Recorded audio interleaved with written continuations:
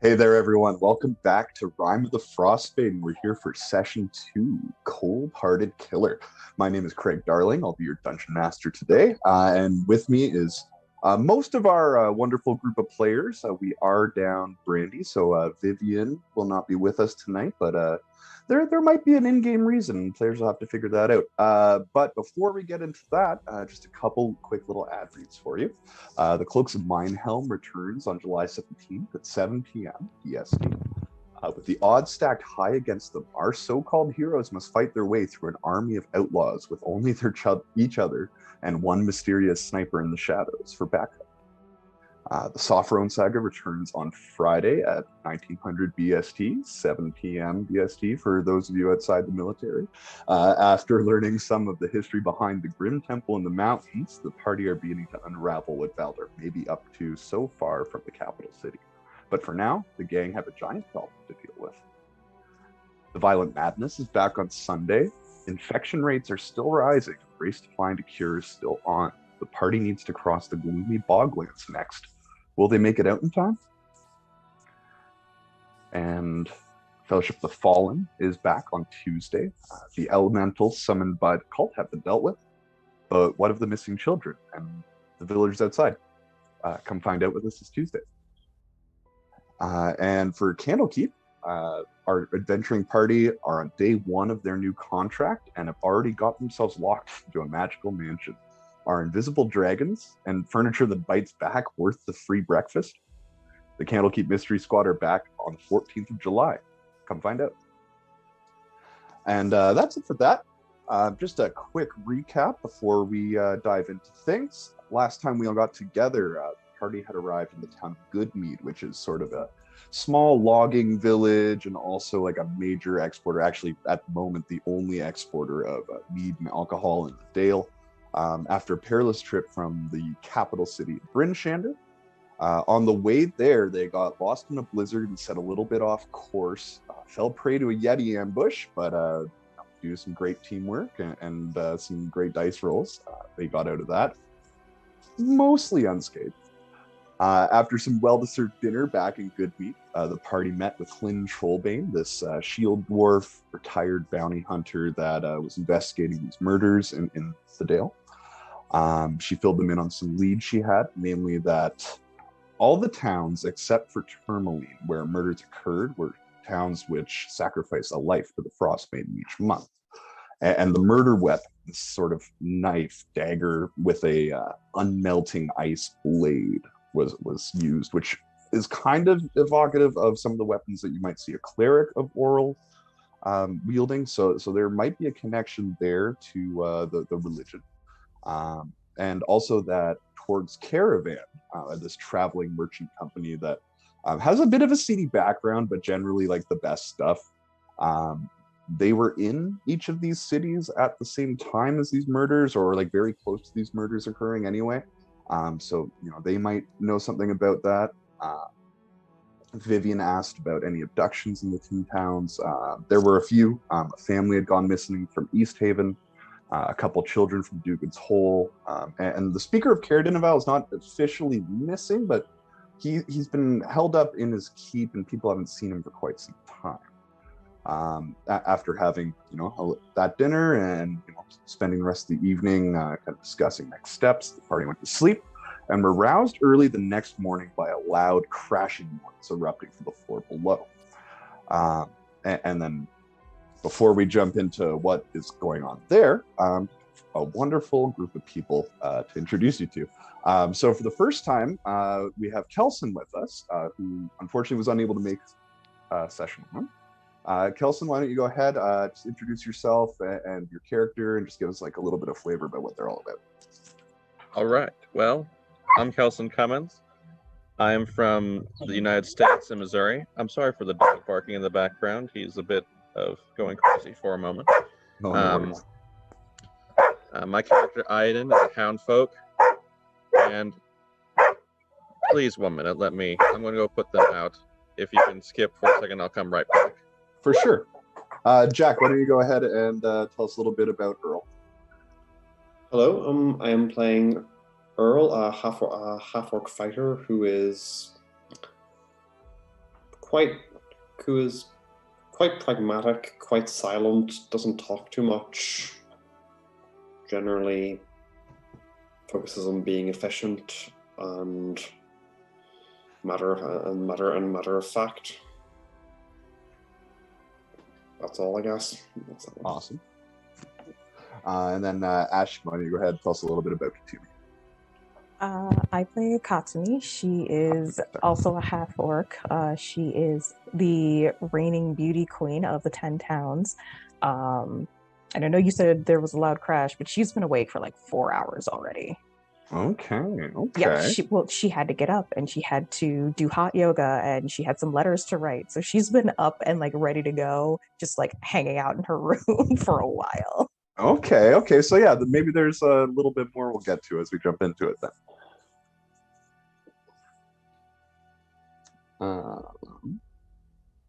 All right, we don't have Randy with us, unfortunately, which, Kelson's back. Kelson, why don't you go ahead and introduce us to it? Hello again. I'm sorry about that. Again, I'm Kelson Cummins. My character's Aiden. He's a hound folk, and he is a natural explorer. He likes to scout and explore, and he is a ranger. Very excited to get him into the action today. And last but certainly not least, we have Ryan. Hi guys, I'm Ryan, aka Deranged Rhino. You all know that by now. I am today going to be playing Rumble Buffin, the silent, kind of childlike, but also kind of beastly Furbolg druid. He wouldn't be the standard kind of browns and greens that you would usually expect from a Furbolg. He's almost completely white, bar his like feet, hands, face. Some greys in there and stuff. It's not like, Snow White. It's kind of got that blend of grey and stuff in there as well. And he's quite an impressive, like size-wise. He's really tall and stuff, but he's definitely got that childlike kind of wonderment about him as well. Love that. And that is all of us for today. So yeah, jumping right into it, we're actually going to start with Aiden. Aiden, you're most of the way back to Goodmead at this point. You're starting to kind of cross into the city limits. It's pretty early in the morning. You got a pretty early start on the day, and most people aren't going to be awake yet in Goodmead, which is pretty surprising when you kind of cross onto the main thoroughfare and you hear this just loud booming noise and the sounds of panic yelling from the meat hall. Can you give me a perception check, please? First roll. Let's see.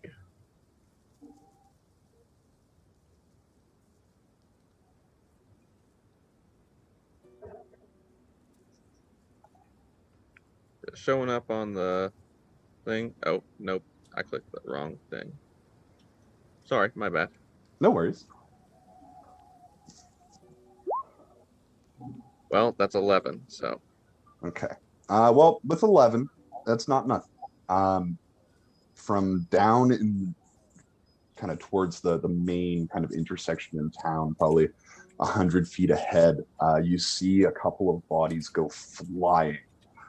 Just like out from an alleyway, almost clearing an entire street and kind of landing with a tumble on the other side as a very large being, maybe 12, 14 feet tall, humanoid, carrying a full dog sled with like several barrels on it, just like runs straight through the intersection and out north into the forest of Goodmead. Around the same time, you see a group of the local militia, 3 or 4 of them chasing that whatever that was into the forest. And what's your first, I guess?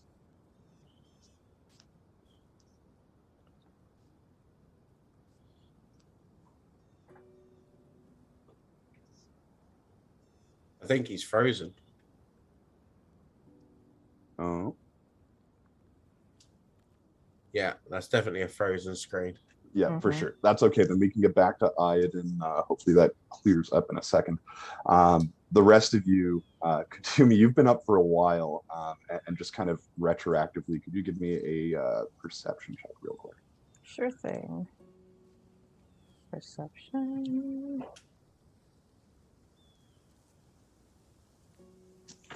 Ooh, 15.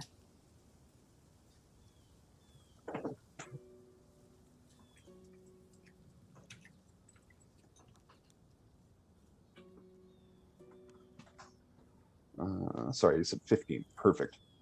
All right, then, yeah, you would have seen this before you heard it. Kind of as you're finishing up your yoga and you're getting ready for your day, you cast a glance out the window, and you see a number of people, 4 or 5, clashing with this same large beast. Maybe a hill giant. It's hard to tell with the darkness and kind of the way the light of the torches outside are dancing around. You see it heft a mighty spear through an individual, and they fly back with it.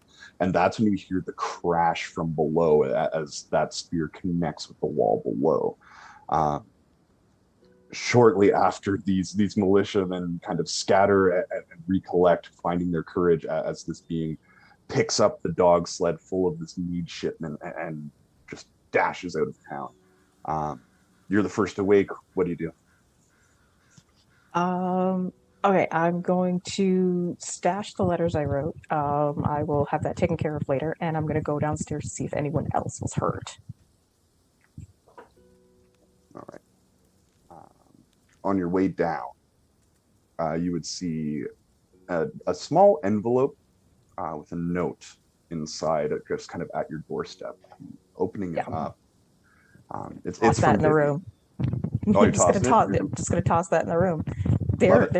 There's potentially hurt people downstairs. The letter can wait. It's not going anywhere. All right, awesome. Letter stays there.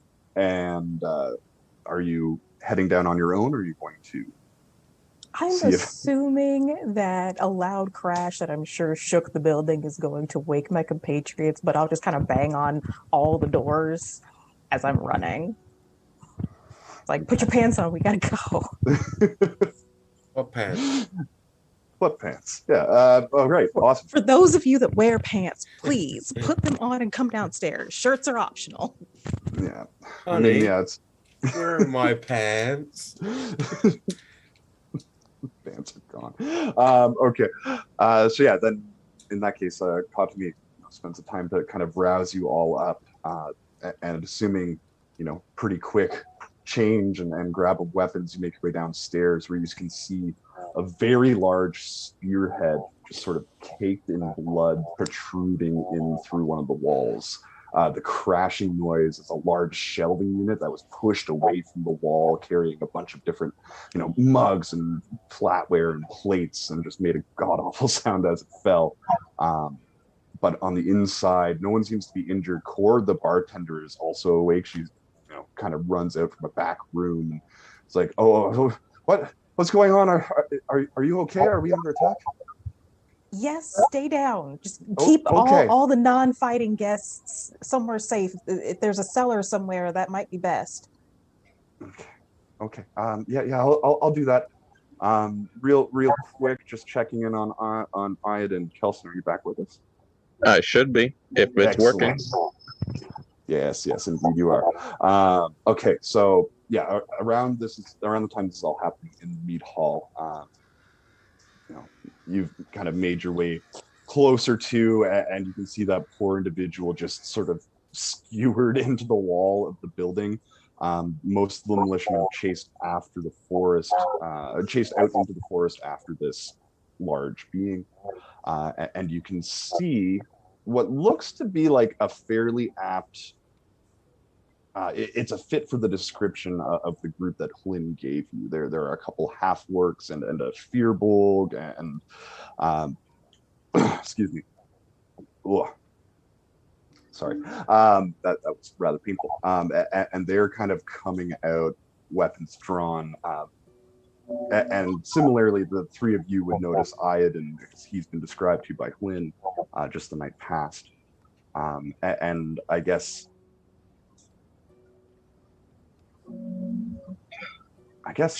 yeah, it's the first time seeing each other, and it's a bit of a tense situation. So how does this go? But before I would have run out, so the bang happened on the door.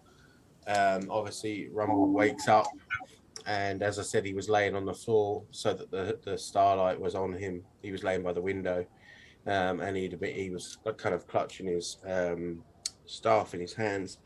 So he hears the noise, obviously stirs him awake. He goes to jump up, but then notices that the crystal that he has on his staff has started to glow, which it never has done before. Oh. And just kind of shaking off the thought for a second, like this is more important, jumps up and heads down then to everyone else. Can't wait to see what that's all about. Well, Just quickly writing on the slate to show to Katumi there, like what's happening, and show her. I'm just gonna point to the spear and then say we should probably go help them, just in case. The militia around here are great, but that's a very large creature. They might need some help. Just nods to you. Ooh, Katumi, you just got a bless from the chat. Oh, thank you. Yeah, it's my boy Blue Nessie. Good lad. And I guess I'm just gonna dash out. They're destroying the town in which I need to compete in, and I don't appreciate that. As ever, Rumble will follow her and go towards the fray, I guess. well, This is I guess- this is certainly a tense situation. Not necessarily the party's problem, but if they would like to help, they are more than welcome. well, Are the militia still like nearby? Can I kind of grab one of them? So yeah, you would have seen just like the tail end of about 5 of them leaving town. You would know that Goodmead can muster up to about 20 militia members. There's not much of a Oh yeah. not Where much are of a those drunk standing dwarves force, from the but night before? give me an investigation check actually. I have a feeling there's a story that I missed. there was a rowdy group of dwarves that wanted to play a game with the party last night, but they didn't want to. There's always 15. drunk dwarfs somewhere.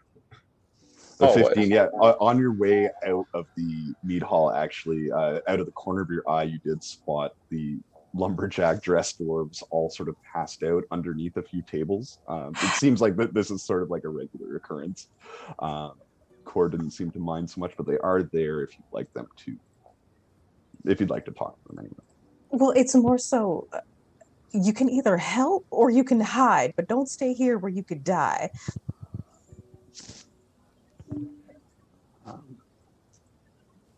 It's gonna kind of poke it at the one who came to the table and let him know that I realize you were in like a drunken stupor, but you need to not be right here, right now. Right. Kind of groans and gets himself up. Come on, lads. Starts shaking the individual dwarves. And, most of them are like just complaining about how hungover they are, but one of them is like, look, I really wish I could help you, but maybe this will help one of you in a time of need. And he just hands you a spare healing potion. Awesome. Well, thank you kindly. And then I'm just going to take off. I'm not going to wait and see if they follow. Right on. Yeah, and assuming that everyone else is on board with helping out and following after the militiamen, I need a quick marching order. Is the man that's impaled to the wall still alive, or is he dead? Oh, well, looking at him, for sure, he is wicked dead. Give me a quick history check, actually.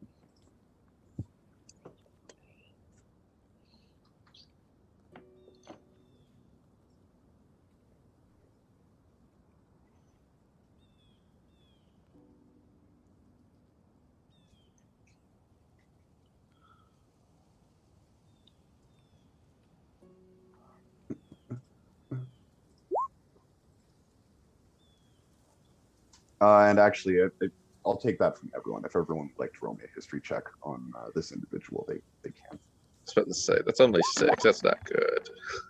6 for me as well. Ooh, Oh dear. 6, 6, That's 7. that's a good 7 there. It's a good 7. We're all It crap at skittered history. on like a 14 for a minute, and then it just rolled over. Oof. Earl would have headed upstairs to spend the next 10 minutes putting his armor on. Okay. It Nice. takes him a while to get it on. For sure, yeah. It's a good use of the time while they're kind of doing damage control for sure. Okay, yeah. So with those rolls, I think like collectively, like you're like, we've heard of this guy, or it's like there's something familiar about him, and you're just like not placing it. But as a few remaining members of the militia kind of come over to help him and bring him down, you hear them chatting, and this is apparently the speaker, the leader of this town, Speaker Kendrick. Fairly, at least he was fairly muscular, dwarven fellow with a big red beard and just kind of like heavy. I'm so sorry, my phone is supposed to be just like heavy furs and kind of a fierce individual, but just as much of a partier as the rest of the dwarves in this town. And there's like a bit of a sense of like, what do we do from these militia members that are remaining here in town? Like, leader's dead, bunch of our friends have like gone off. You can tell that like there's a bit of a panic starting to grow with the people who are in town, as a few of like the other residents kind of come out to see what's happening. And you can tell that this man, although he couldn't really recall anything about him, was very deeply loved by this town. I was going to tap one of the militia, and I'll write on a chalkboard, get everyone in town into the mead hall, protect them. And kind of looks at that and like shakes him out of a bit of a panic attack. Straightens out. He's like, yeah, you're right. We need to protect people, and starts rallying the rest of the troops. They go on about their business. Around this time, Earl, you would have come down. You would have heard as well that the speaker died in this attack. And I guess, is there anything we would like to do before following these militiamen out into the forest? Or are we all set to go, do you think? I think I'm ready. I got my gear on. I'm ready to go. We're Just gonna ready. let them, I mean, I came in with it. Yeah. I'm just Although- gonna let them know that I put Core and the few folks that were here for like an early breakfast down in the cellar, and they should probably go collect them. And they will certainly Although- do that. What should I do with this? I was hunting. The elk.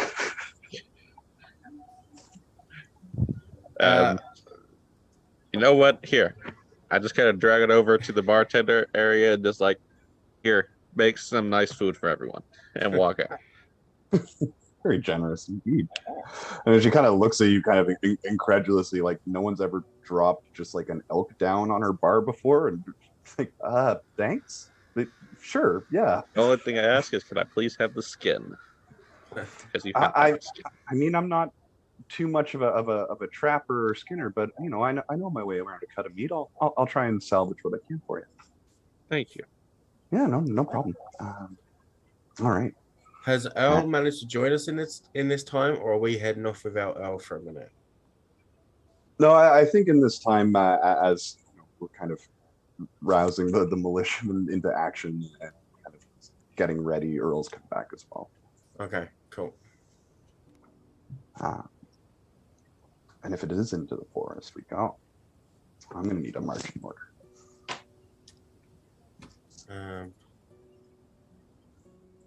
So seeing as though I just wanted to check one thing first, sorry. No I can problem. be up front tracking the creature. Okay, love that. You should probably go first then. I think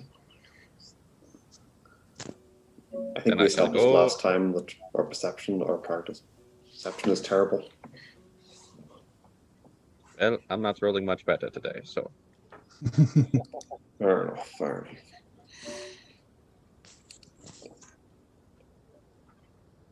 I believe, isn't it survival to track, not a It would be survival. perception?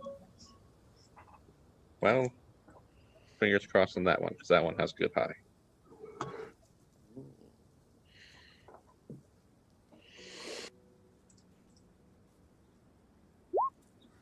Well, 19's better than 7, so Yeah. Yep. Definitely better. All right. That 19. Yeah. This creature, whatever it was, left very big, very rushed tracks in the snow. And for someone with your particular skill set, it is quite easy to track it down. About 10, 15 minutes deeper into get an the wood. indication of what it is. Ooh, you can give me a nature check. Nature? Yeah. All right. Would I know what it is, being where it's from?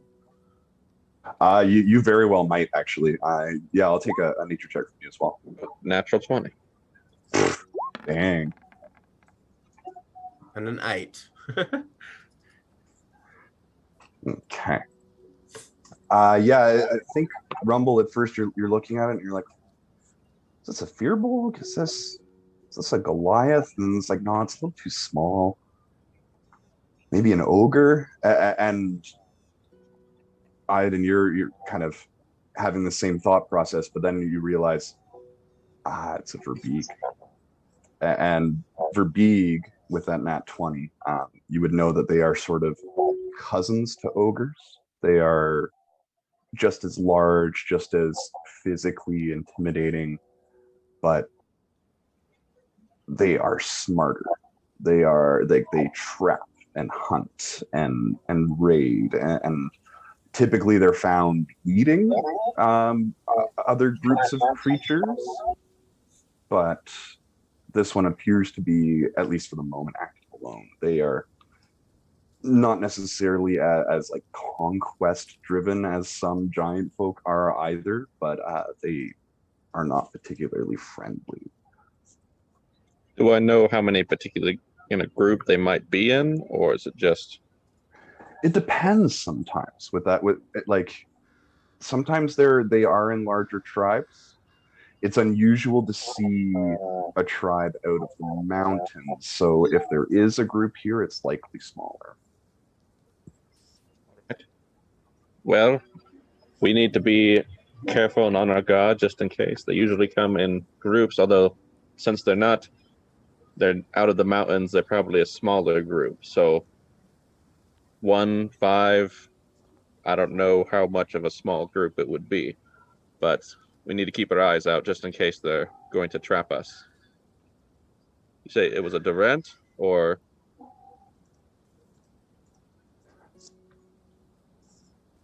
What did you say it was again? A Verbeeg. A Drabeek. Okay. Yeah, Verbeeg. Beak. Very big. They're big, they're bad, they're nasty. And I'm pretty sure those 5 guardsmen might have it out for him. So he might want to hurry. Start sprinting off then. I'm Aiden, by the way. Nice to meet you all. Rumble just waves and then starts running. Right, we can actually do the pleasantries when we get back after we've taken care of this thing. It has attacked a town in which I have many friends, and I don't appreciate that. So we should probably get going. That would be a good thing. And then I will go off in the direction of where it's going. Love that. Yeah, and almost like as soon as you say that, Cockney, you kind of come over a small ridge into this dense area of brush, and kind of deep amid the trees, you find the remains of 3 of those militia members looking like they've been clubbed to death. There are a number of broken trees, like full-on tree trunks snapped over that kind of very quickly change direction to the east from here, and you can see every few bush or tree that you pass there is some blood, as if something bleeding moved through here or was carried through here. Um, but it looks like this Verbeeg got the better of 3 of the militia anyway. Damn. Pushing forward, could I please grab a no, what, Item, you're leading. Can you give me a random encounter roll, please? I'm going to need. Just a d20 or I'm actually going to need 2 d20s. oh, Yeah, no, it's neat. Kind of like a little behind the screen. The way that Icewind Dale's random encounters work is that you roll 2d20. The first one gives you the if there's an encounter or not. Second one is whether or not it happens in a blizzard. oh no. So an 11. Okay. Managed to get the rest of the way through. Making pretty good time, actually. About half an hour into this trip into the forest, you do come across another sort of less grisly sight, but still kind of disturbing. This trail culminates at this sort of rocky hillside with pines growing around its base, and set into this hill are 3 different caves. A frozen creek kind of snakes out from the western cave and kind of has a lower hanging mouth than the cave itself. The center cave, it's about an 8-foot high passage hewn from rock, and looking just a little bit beyond the cave, you can see it gets even taller on the inside. Moderately blocked by like a tight sort of cluster of trees and 2 massive fallen logs. Fallen logs is the words I meant to say there. And then the northeast cave has this very, very large mouth, and flickers of light are sort of emanating from within. And the tracks of whatever this creature was head through that particular entrance. But right by the kind of mouth of that cave, like slammed against a wall, is a 4th militia member. It seems that you found this lair.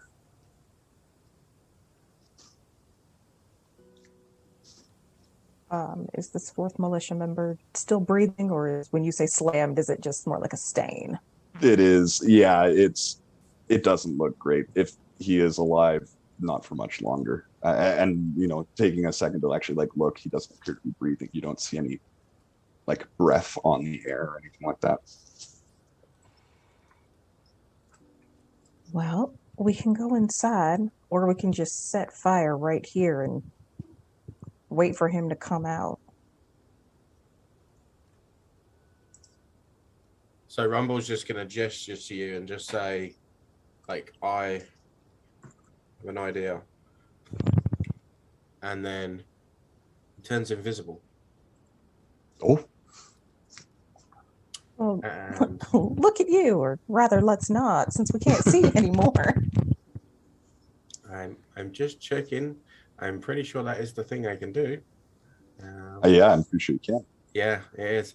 So yeah, I go invisible, and I'm gonna go half movement, essentially, so that I'm quiet and slowly, methodically moving through, not to make too much noise.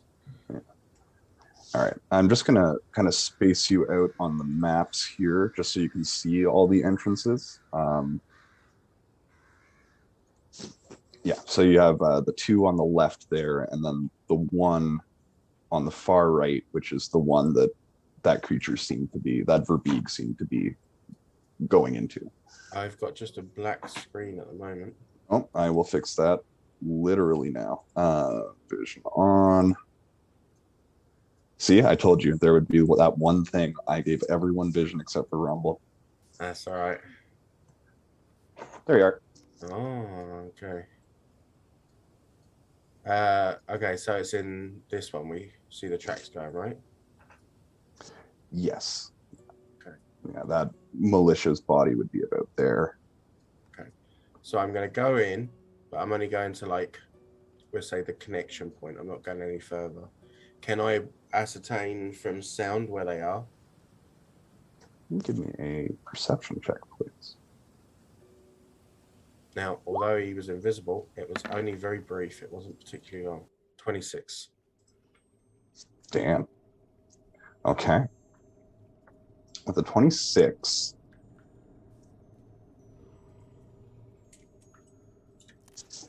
so you notice a number of things.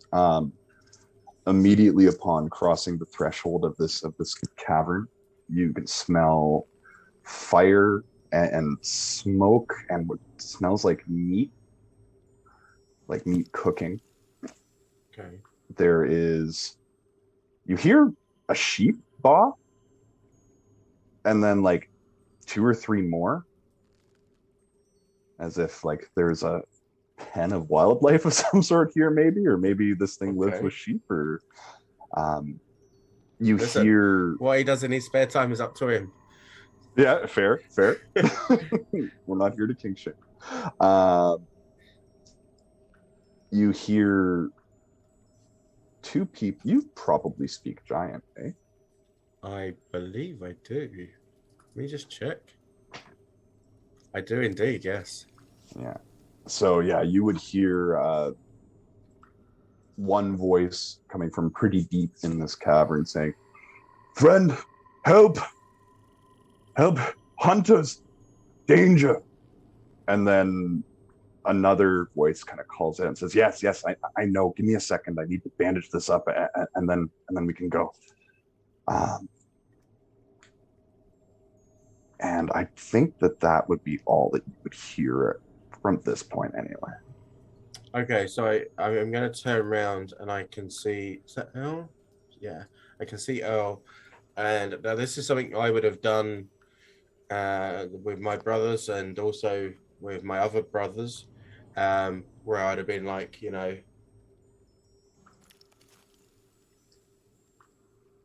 and like I'm essentially saying I can hear to, and the direction of where I can hear him from, to Earl, in the hopes that he understands what I'm saying.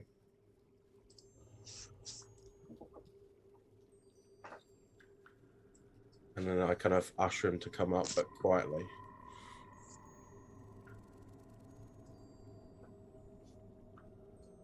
And I'm going to keep an ear out while they sneak up to see if we are noticed.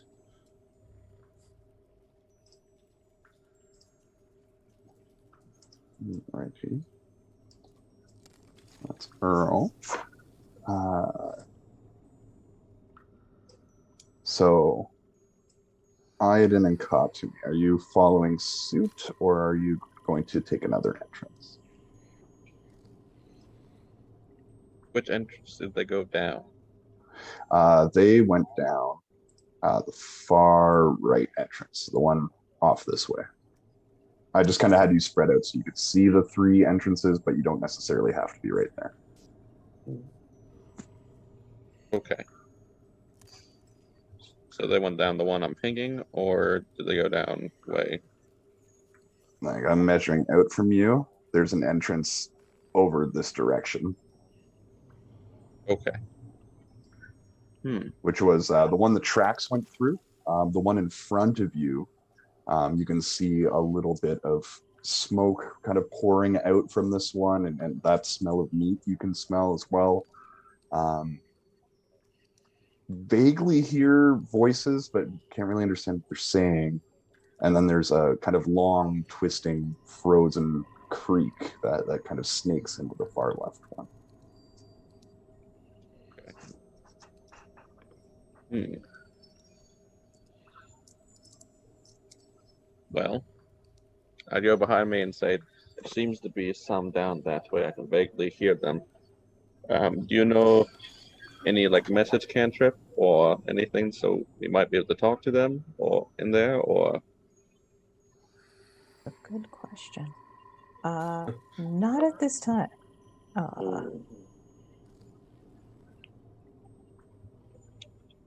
Okay.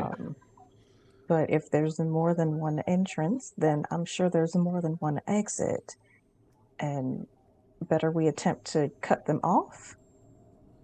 That is probably true, although it might be that there might not be more than one exit. These might be the only 3 exits, but there might be more than just what we know, and they're all interconnected in there.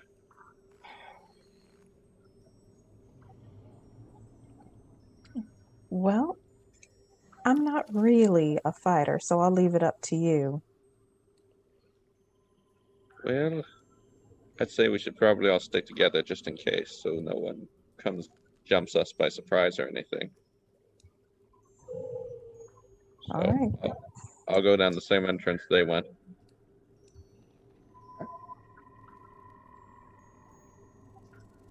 Which will bring you off that way. Yeah. Okay. All right. We're all going same way. And get stealth checks from everyone, please. I'm just gonna tap myself and give myself guidance. Mm-hmm. So D4 is it? So 19. Okay.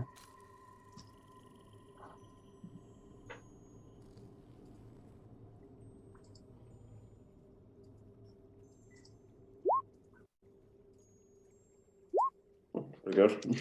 Wow. Be a 16. 15. No. Wait. 15, 16, 19. Copy. Or is it just at the top? Oh, Yeah, I got the oh, 15 I there. didn't see it. Oh, hey, there it is. All right. Click on the buttons. So you make your way in. You can start digging around a little bit. There is a kind of open cavern with a very unpleasant smell coming from what looks like a dug pit in there. But further in, seems as though nothing has noticed you yet. So you can kind of move around a bit if you'd like. Hmm. I'm gonna push up to. I don't want to be quite on that corner, but like just enough. Just to see. Okay. And you come across the source of those farm life sounds as you see like a pretty roughly put together wooden pen containing 6 sheep and 4 goats that are just kind of all in there just being animals. They kind of cast a gaze at you, kind of curious, but mostly minding their own business. A little further in. Oh, sorry, go ahead. Do I get a clearer indication from the voices which like corridor they could be down? Sounds like they're right around the corner from you.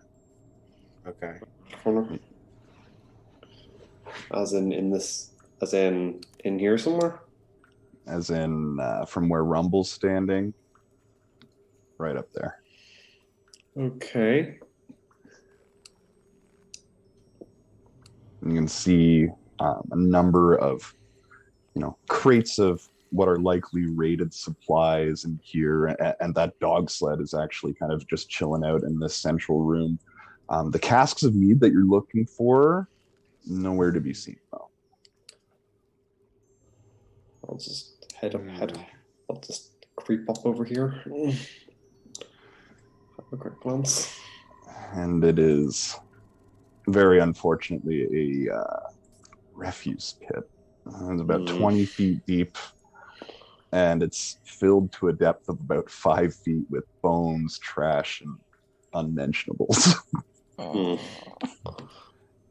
enough. Fair enough.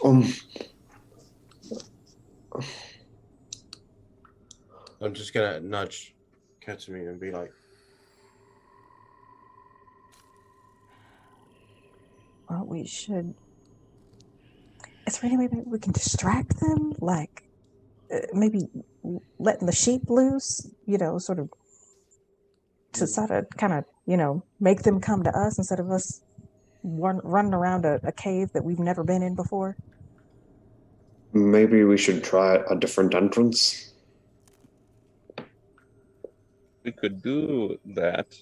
We can have it so we can distract them with the sheep, or have the sheep or goats or whatever get scared and run around, and they have to go catch them, and then we can set traps at the entrance, such as like ropes and stuff for them to trip. And hopefully we won't have to go as crazy fighting them if we have to. Because they did take down at least 4 of the gods.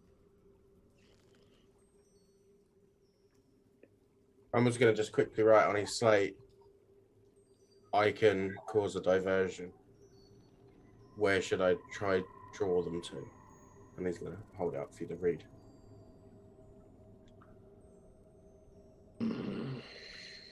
Just gonna look at the other two like this is y'all. This is y'all's forte. I am here to learn and not die.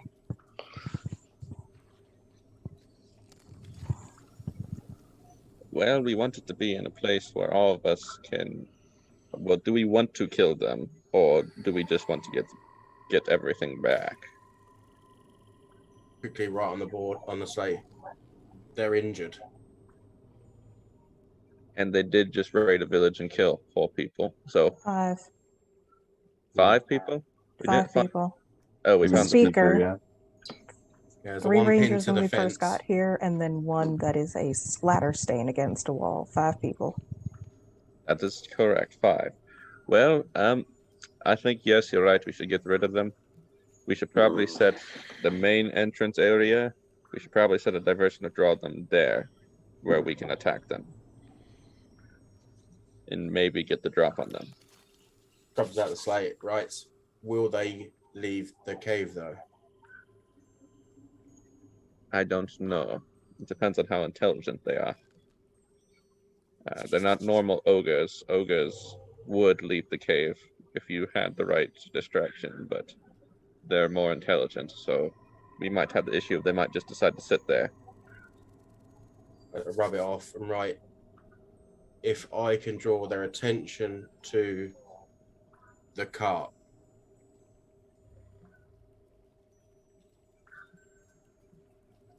Because you guys are hidden right now.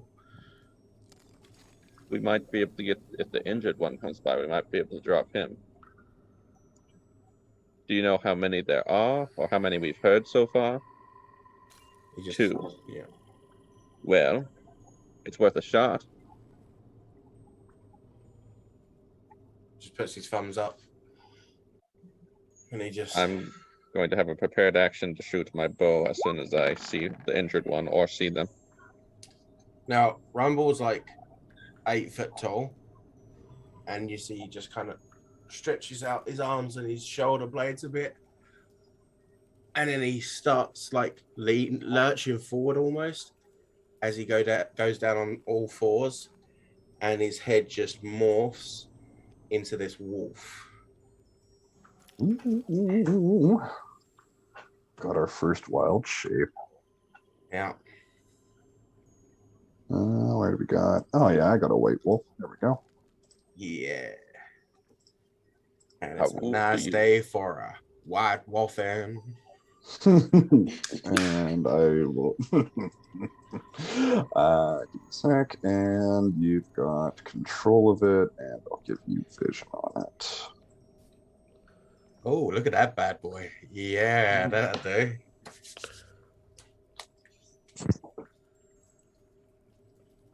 So is this in my character sheets to open, is it? You should be able to just grab it and go now. Okay, yeah, but I can use its bite and stuff. I've got a sheet for it anyway, so that's Oh, fine. nice. So yeah, I'm gonna run and leap up onto the cart then, and I'll just do the. All right. Go ahead. Give me a performance check. This is not gonna go well. 9. Could be worse. Oh, why do you have disadvantage on the roll? I leave it on advantage, disadvantage because it's easier to roll that way, and then if I've already got it, I can just take it from it. I can change Okay. it if you like. No, you're good. I'll just remember that. Yeah, okay. so that's 9. It's the first one. All right. So immediately upon seeing you shift into a wolf, you can see all these goats and sheep are starting to like look at you very nervously and like kind of spreading back towards the back of the cave. When you let that howl go, they all start going wild, just like tackling the wood that keeps them restrained in that sort of corner, and they just push it right over, and they scatter all throughout this cavern, mostly away from you and towards your traveling companions. But as they just kind of making this awful just mess of fur and noise, and this wolf now is here, and from around the corner you hear as a ogre comes around the corner, looks around, and Wolf, can you still understand your languages when you're wild shape? I think druids can, yeah. Okay, yeah, no. As it comes around the corner, it says, "My friends, don't hurt my friends!" And he charges towards the wolf, Rumble, and I'm going to need everyone to roll initiative. Yeah. In this world, it pays to be a wolf, not a sheep. Hey. Yep, selected. Sweet. 14. Oh, crap. 21. That's nice.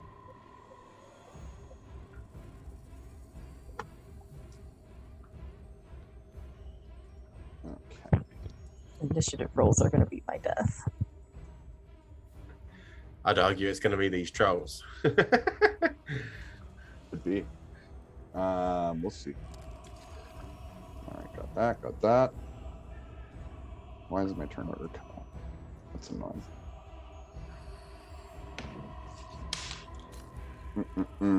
Oh, that's why. Because I'm dumb. There we go. Man, CR quarter animals, they don't take a lot of slaps. No, they really don't. They really don't.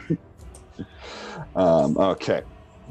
So we got Rumble coming in at a 14. We got a 14 for Jack, 5 to me. 14 for Earl, not Jack. Sorry. And then there's 21. Very nice. Okay, there is that. And I'll just add Rumble into the order.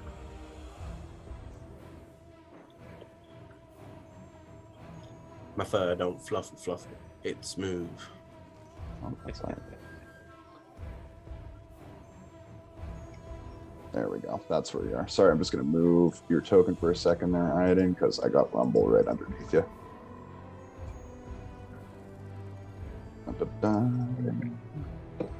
Add turn, and away you go. All right. And the 14 for Rumble. Which means, Aiden, you got the jump. Top of the order, you see this ogre coming around the corner with this big spiked wooden club charging towards your wild-shaped druid companion. What do you do?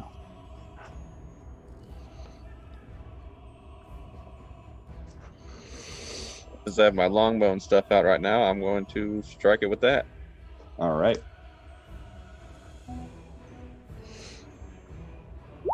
Nope. Not trying to do that. Wrong dice. 0, eh?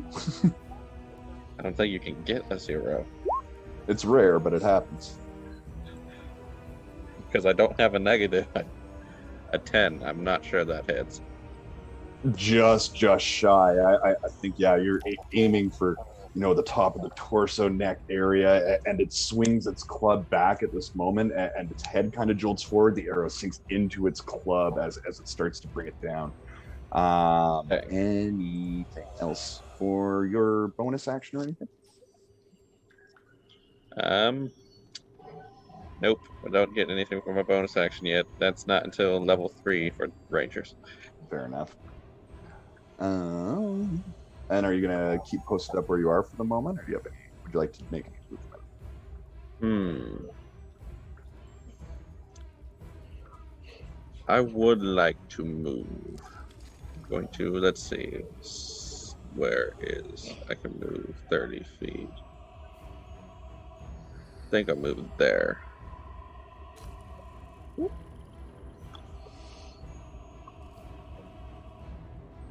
right. That's where I'll be.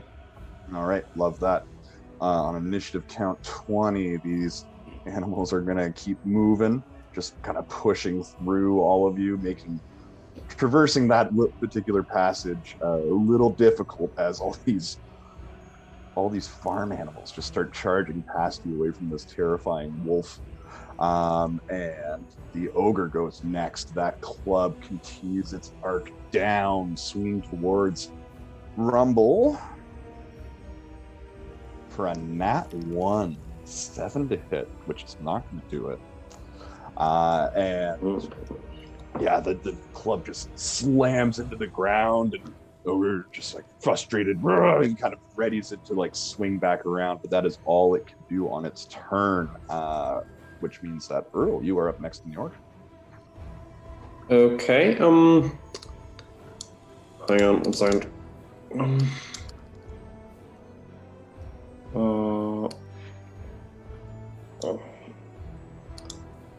Yes, I see what's going wrong. Sorry. Okay, in that case, I'll step up. I'll charge towards it, and I'll make an attack against it. Love it.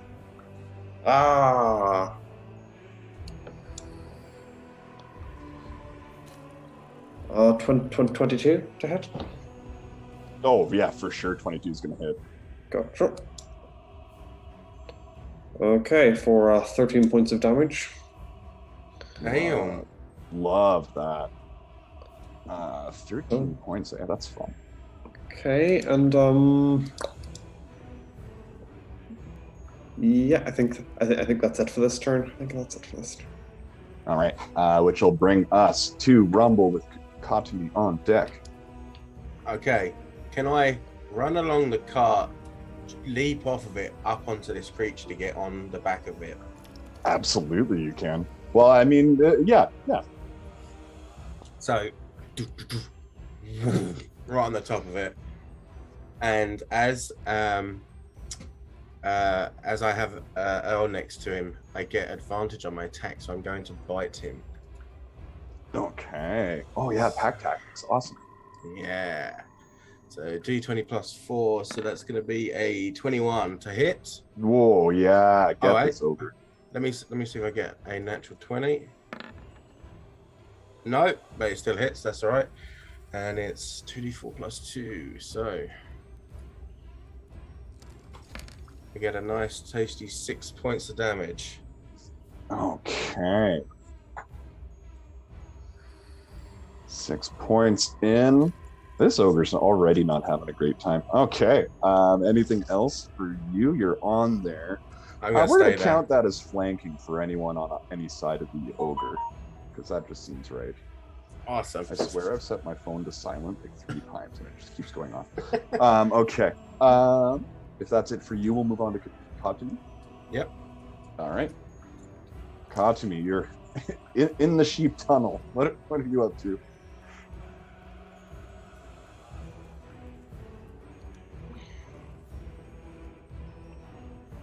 You're muted right now. Oh.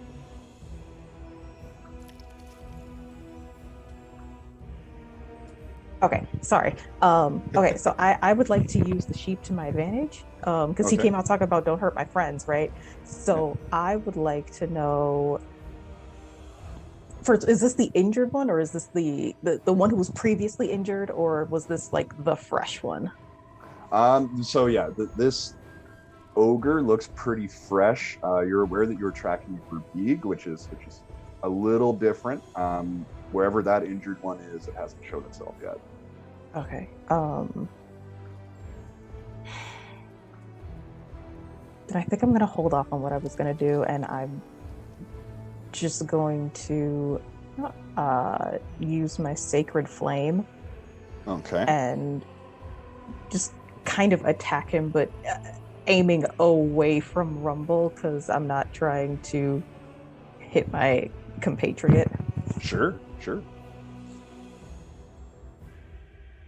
Natural 1 nails the wolf. So it needs a dex save. Wow. Okay, so that is a nice save on that.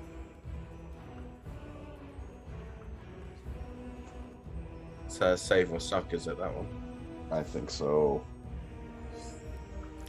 Wow. What a time to roll that 20. Okay. Anything else for you there, Cod? Yeah, okay. Well, since it looks like my spell missed, I am going to grab one of the sheep and grab my battle axe, and I'm just going to be like, we can do this one of two ways. You can stop fighting right now and tell us why you and your compatriot attempted to destroy a village and killed a bunch of people, or I'm going to have mutton for lunch. Make an intimidation check, please.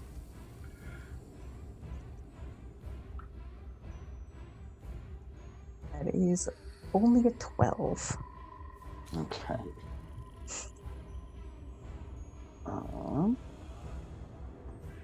Okay, we will get to that in just a moment. So, which means that at the top of the order, that wounded Verbeek that you were just asking about does show itself, kind of rounding around a corner, and you're kind of actually like struck by how human-like it looks. Actually, like it looks almost nothing like an ogre. It's actually like somewhat handsome, even. It's kind of like bandaged up around the ribs, and it kind of comes into view. Hears what you're saying, and says, "Friend, stop!" And you see the ogre stop fighting for a moment as this Verbeek steps as close as it's kind of willing to Earl, and says, "Look, please don't hurt my animals. Just whatever you want. Like, surely we can work something out. Please don't hurt them."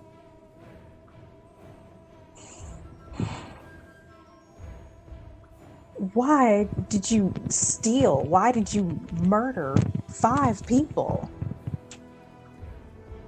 I mean, they attacked us first. We were just retaliating.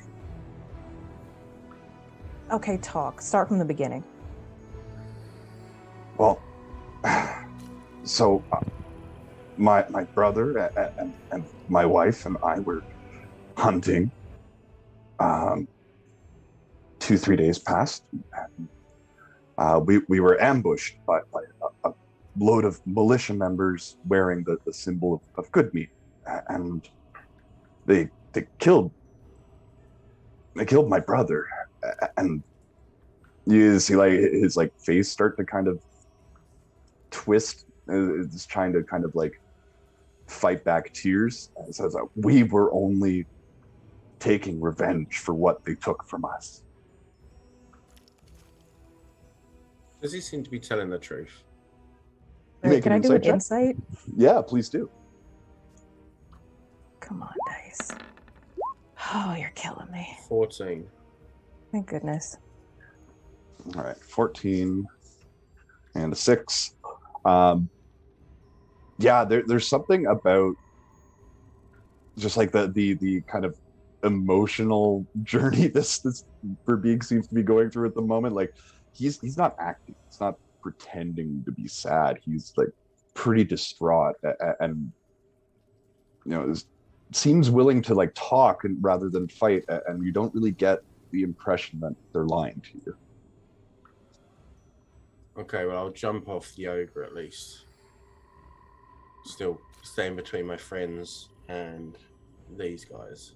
And the ogre kind of snarls and like raises the club again, and then I'm still holding the sheep at blade point. yeah, I haven't let it go yet. As it does, Verbeek kind of like puts an arm on its shoulder and says that no, wait, don't go see Doug. I'll deal with this. Who is Doug? And Verbeek kind of like glances over to you. Like, oh, it's a bear we keep here. You want us to talk to a bear? No. Just my friend here. Okay. Kind of gestures to the ogre. We can talk while he goes and does that. And the ogre listens, actually. And I'm going to go ahead and just take us right out of initiative, because that's a lot more fun than the other way. Yeah, Ogre disappears into the darkness at the back of the corridor and eventually from beyond your sight. And that Verbi kind of sits down on a very large crate by that fire. Like, look, I'm sorry for killing those men, but I wasn't just antagonizing them for no reason. So you were hunting and they attacked you.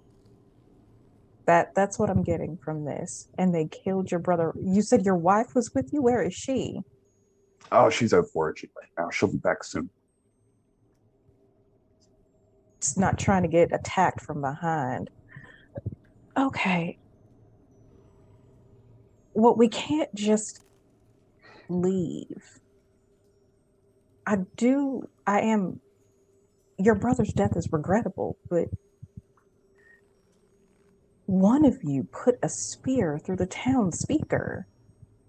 There has to be consequences for that. Kind of grimaces, and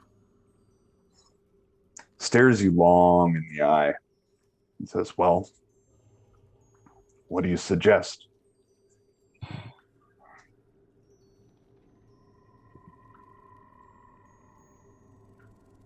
You come with us and you make your case to the sheriff. We'll be here and ensure that there is some sort of justice for everyone. We won't just let them slaughter you. But those people you killed also have families, and now there's a town without a leader.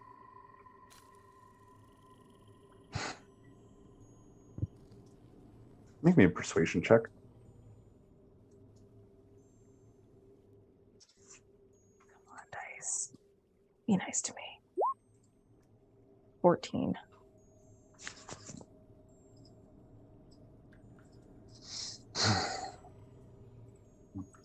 I believe what you're saying. I don't believe that the people of the town will just let me leave if I show up there. So, I'm willing to give back most of the meat I took, and kind of gestures to the sled. So you can welcome to cart this back on your own. But I don't think I'm going to be showing up there anytime soon.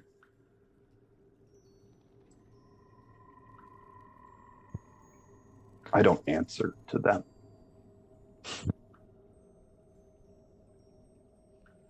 Which would probably explain why they attacked you.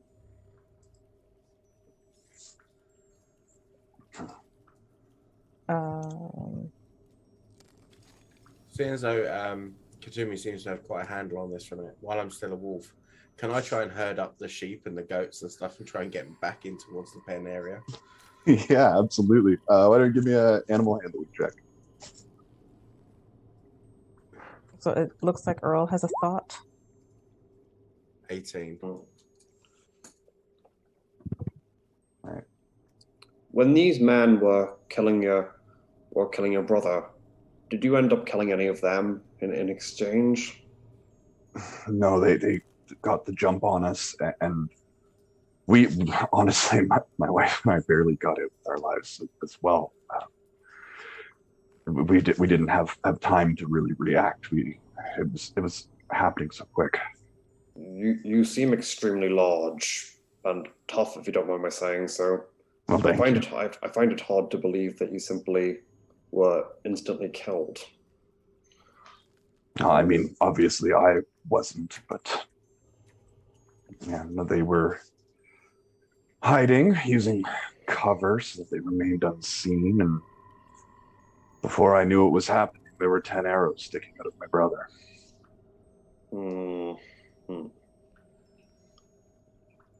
Did you see the folk? Did you confirm that they were in fact people from Goodmead?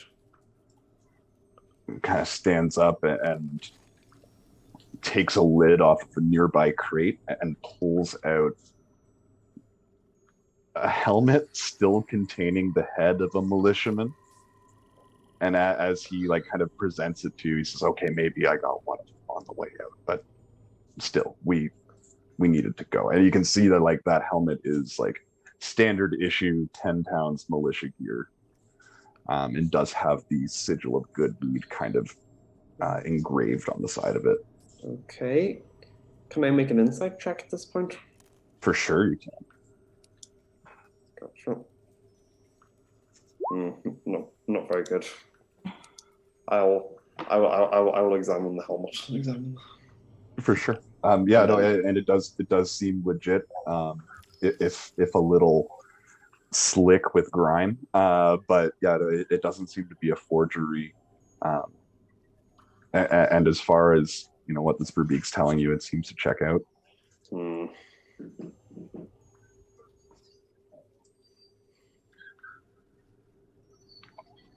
As this is kind of going on, Rumble, you find it actually like quite easy to herd all of these goats and sheep back, especially in your wolf shape, kind of making it out around an outside exit. An outside exit. That's where all exits are. A separate entrance to this cavern, and kind of rounding around and herding them back in. Doesn't take them very much convincing at all to move back away from this wolf and into the safety of their home.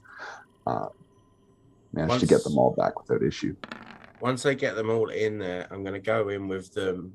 First of all, I'm going to change back to Rumble. How big is this Verbeeg? Quite large. Maybe that token's like a little big for how big like the size difference would actually be, but it's about 4 or 5 feet taller than you, so okay. 15 plus. Okay, so, but I can imagine, because he hasn't seen me, it's still going to be a shock to see this wolf turn into like an 8-foot, essentially Yeti-looking person. Yeah. And I'm gonna kind of, wait, I'm massive now. Yeah. I'm gonna jump in with the sheep and stuff, and just trying to calm him down and that. But then I'm also going to, on myself, cast Speak with Animals. Oh. So essentially, depending on how perceptive the rest of the group are and how perceptive the Verbeeg is, I'm kind of just stroking him and stuff, but I'm kind of whispering to him as well, and I'm asking them, how long have you been with these people? They all look at you and kind of perk up a little bit when they realize they can understand you. And then all at once, they just start going, were you a wolf? Are you a wolf? Is it safe? Are you a friend? Or are we in danger? Should we go? I'm a friend. I was just trying to protect my friends like you would. I'm okay. I am a friend. By the way, that's not Rumble's voice. That's just me iterating to them, like speech as such. So yeah, I'm a friend. Are these good people? Do they look after you? And then one of the goats kind of takes the lead here. He's like, look, we're not from here. We were on the road with our owner, and these Verbeeg took us.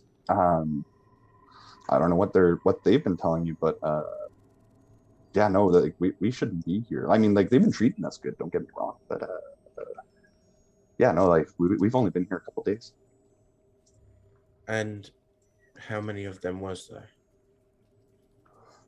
At the time, 3. And what happened to your master? I mean, I like to think they're alive. They didn't look too alive when we left. And that was because of these people? Mm-hmm. So they finished your master and then stole you away? Yeah, and like to their credit, they've been feeding us and treating us good, and like Yeah, you they look they haven't healthy. tried to kill us or anything. But yeah, no, Yeah. that's what happened. And so, were you from the town? Uh, a town. I don't know what the name was. Was it the town with the buzzing? Bzzz. See, like the goat make a very like. Yeah, I hate that buzzing. No, I don't remember any buzzing. Uh, Lots of water nearby though. Does that, because I know the geography and stuff of this area pretty well. Yeah, that could like describe a number of the 10 towns. There are quite a few of them that are by the water. Okay. Hmm.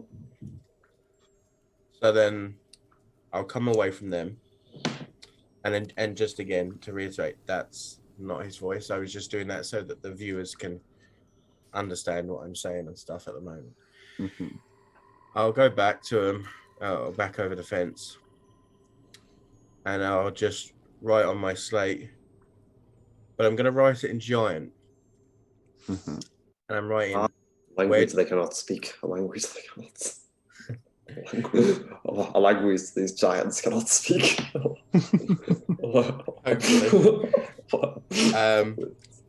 Yeah. So I'm going to write. Where did you get the sheep from? Right. Gotcha. And then in giant, they respond. We took them. Some travelers got close, and we needed some food. And it just seemed like a good opportunity.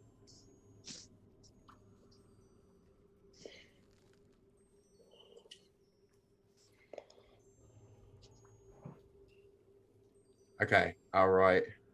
So you killed them. I mean, they were alive when we left, but I can't say if they survived.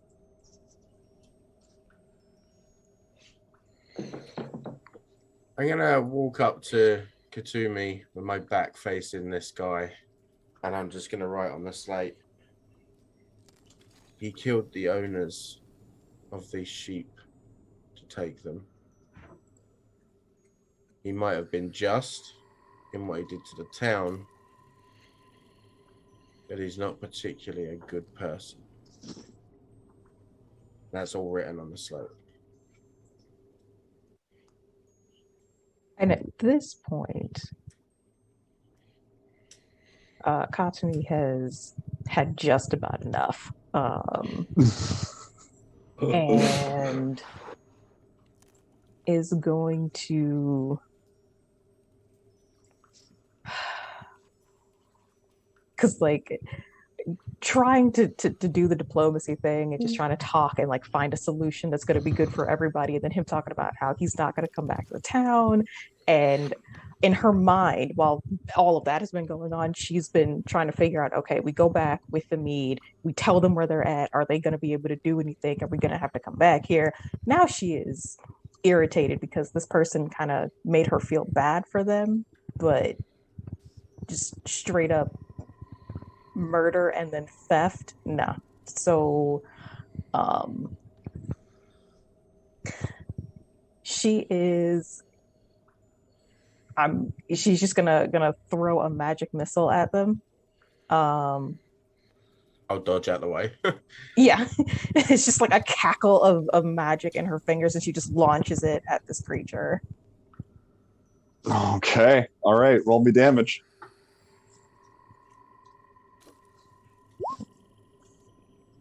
Looks like it's only 4.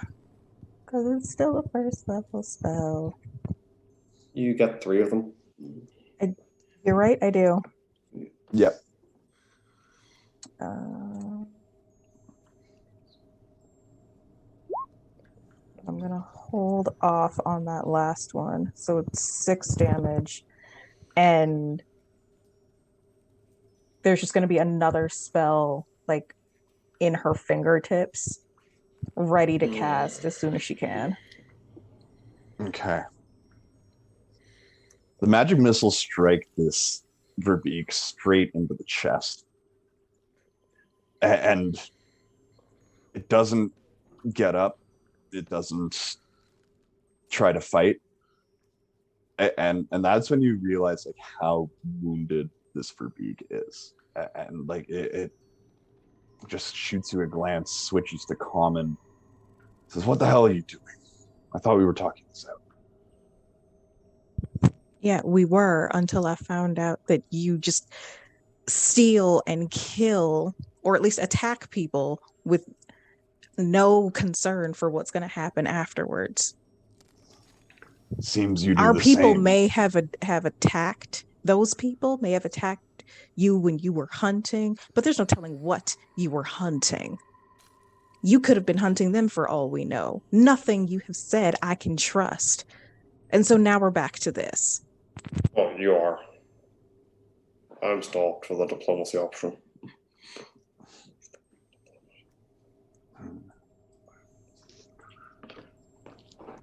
And he kind of sighs, shakes his head, stands up, says, "Well, then I guess I'll share the fate of those militiamen."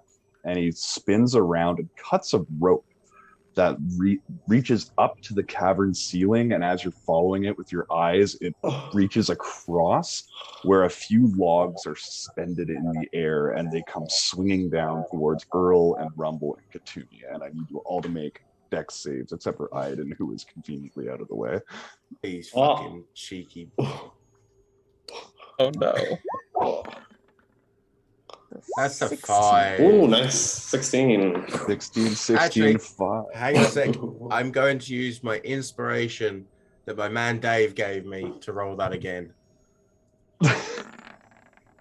Oh, for Alrighty. Yeah, so Katumi and Earl managed to dive out of the way of these two logs that come swinging down, but Rumble, you're just a little too slow on the draw. You're going to take 13 points of bludgeoning damage, and I would like everyone to roll initiative again, please. Okay. what the fuck? Damn. Yeah. 16. This guy seems pretty psycho.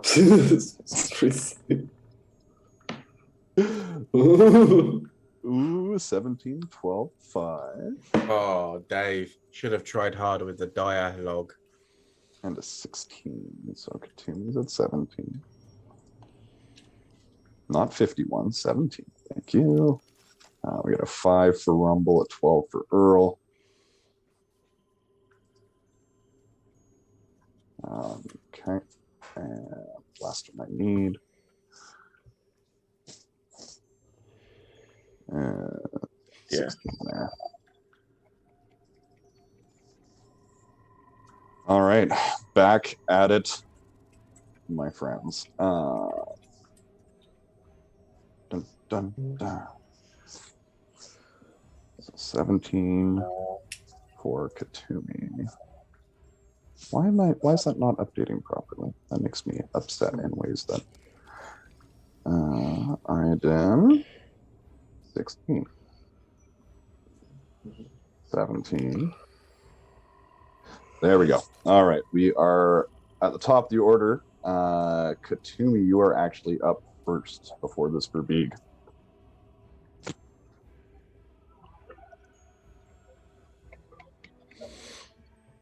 You're on mute again. Right. Oh, yeah. Yeah, I am going to cast Toll the Dead at them.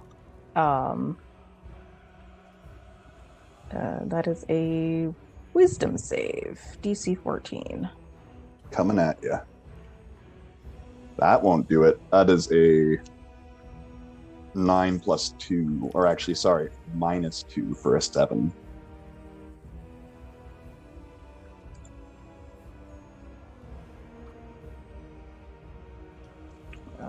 So that is another 5 damage. All right, it's going to take another 5 damage on top of the rest. Alrighty. Anything else for you? Where am I? I am here. I am going to move closer to the sheep.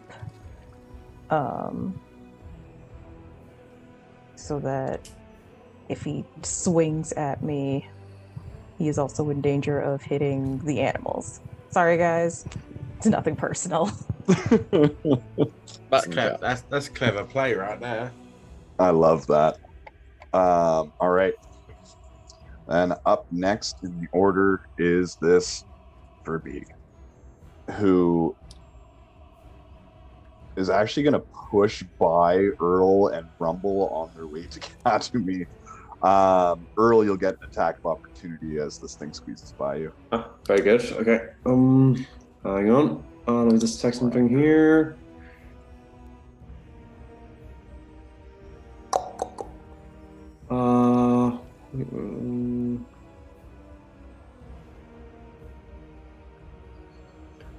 Okay. I'll just hang on. I'm going to try and take advantage of my sentinel feat, which I think may have come up love there. that. And did my attack just come up there? Ah, no, it didn't. Sorry, hang on. No worries. I know, there it is there. There it is there. Yeah, 26 definitely will hit this Verbeeg. Okay, I'll roll damage. Here we go. For 12 points of damage. All right. Nice. Very nice. Strike as it swings by you. The sentinel speed becomes 0 when that attack hits. So he should actually be about a square back. But he's got 10-foot reach. So this Verbeeg just kind of hefts a spear up in 2 hands and just kind of stabs twice towards Katumi. Woof, we got a 22 and an 18. Yeah, those hit. Yeah. I'm not wearing armor. I'm fashionable. For 20 points of damage. Oh, shit. Yeah, Oh, dear. I am down. And seeing the first one hit, yeah, that's not out of character for this guy. This Verbeeg is going to hold the second hit. He's got the blade of this spear pressed against Katumi's neck. And he looks at you, Rumble and Earl, and he says, "Leave me in peace or she dies." And he is going to wait for your response. Aiden, you're up next in the order. Do I have anything that can help with this? I mean, I think even that hit would have brought me down to nothing.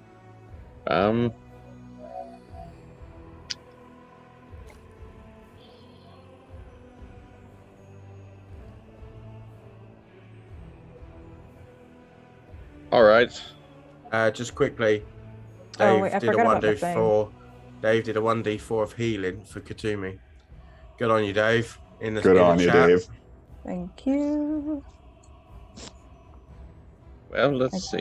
I keep Dave? forgetting about my feet as a half orc, so I guess I can pop back up and just be very irritated. Yes. Plus, Yeah. don't forget to roll your 1d4. I would be as well. shooting at disadvantage, wouldn't I, if I shot with a longbow, right? It would be. I mean, even going in for a hit, that might be an issue. All right. Then I guess I'll get close. Wait, where did the ogre go? You went to sort out the bear. What? He went to sort out the bear. All right. Mhm. Well then, I'm going to move forward, and I'm going to use my hand axes. Love it. Actually, I have two-handed fighting. I could use both. Although I don't have very good hitting ability.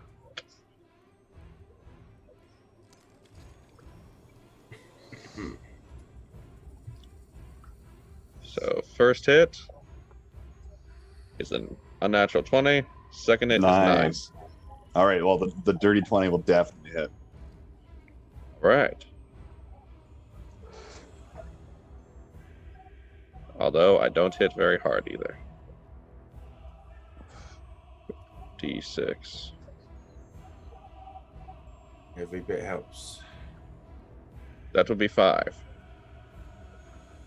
Love that. All right. Takes that hit. And will that be all for you, my friend? Well, I moved 15. Yep. If I moved back, that he'd give an opportunity attack on me. But it would draw away from him, so I will move back. More towards... Ooh, 15. 5, 10, 15. I can move towards that. I move right here. Alrighty. As you do, and this Verbeeg realizes that this is not going to be a negotiable situation, it does lift the tip of the spear off of Katumi's neck and just whirls around, tries to get you on the way back. For a natural 20. Oh, crap. Oh, shit. Ooh, boy. Okay.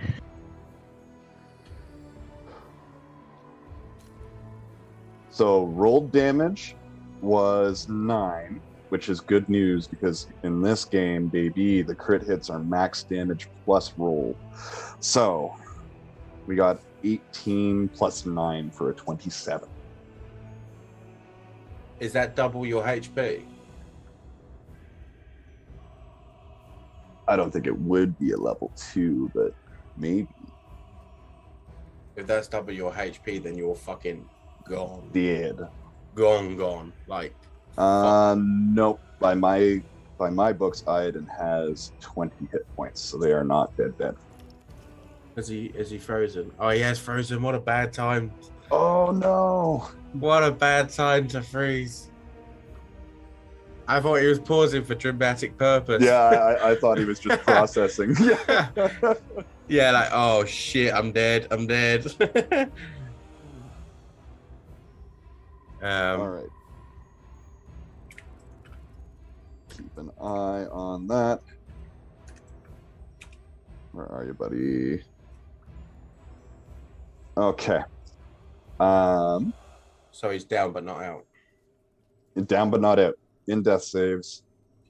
He's just sending me a message. Yeah, how much damage did I take? Oh no.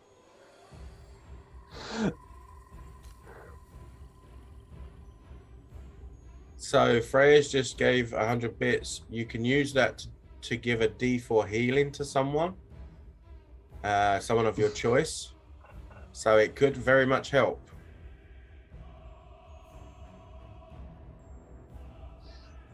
Sorry? So just in the chat, Freya donated 100 bits, which gives her a D4 healing to someone. So just looking to see who she's waiting to heal, Oh, love that. because that could change things.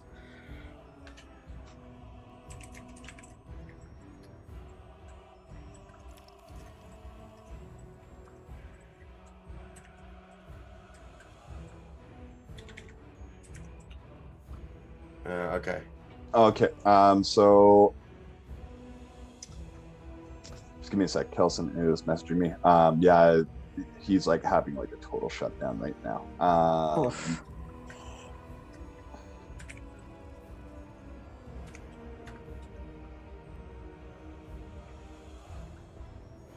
So she's doing the 1D4 to Aiden, the one that's downed. Okay. Thank you, Freya. Might just help. Might keep us going. Will I roll it for you?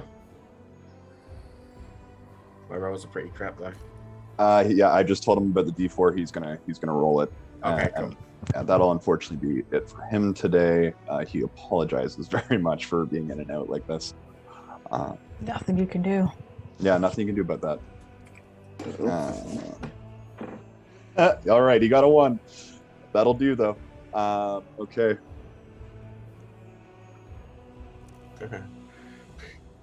Freya just dropping Stranger Things jokes in the chat. Okay. Okay. In that case, okay. I will just run Iodine for the rest. So that was just his turn, which means it will be Earl. Okay. How injured is this guy looking right now? Pretty rough. They were injured before you started fighting them, and it's not looking very good for this Verbeeg at all. Okay, so would I be having some sort of flanking right now if I follow the rules correctly? Yes, you definitely do. So how would that work? So you just get advantage on your attack rolls. Ah, very good. Okay. In that case, there we go. There's my attack. Advantage, that's 25 to hit. Nice. For a total of 11 points of damage. Okay, we got 11. Okay, and given that we know that there's another 2 enemies in here, does anyone else think I should action surge right now, or should I wait? Well, he went to go be with the bear, so as far as we know, he doesn't. There isn't any sort of. Yeah, we might have a second or two. Yeah, I would hold it for now.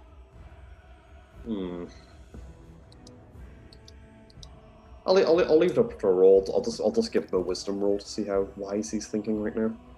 Yeah, that's a great idea. I'm on the fence a bit. 10 or above, he thinks. Nope, he rolls a 9. He's gonna go first. He's gonna go for. Love it.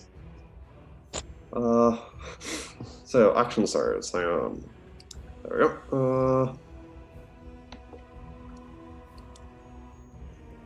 Yeah, for 18.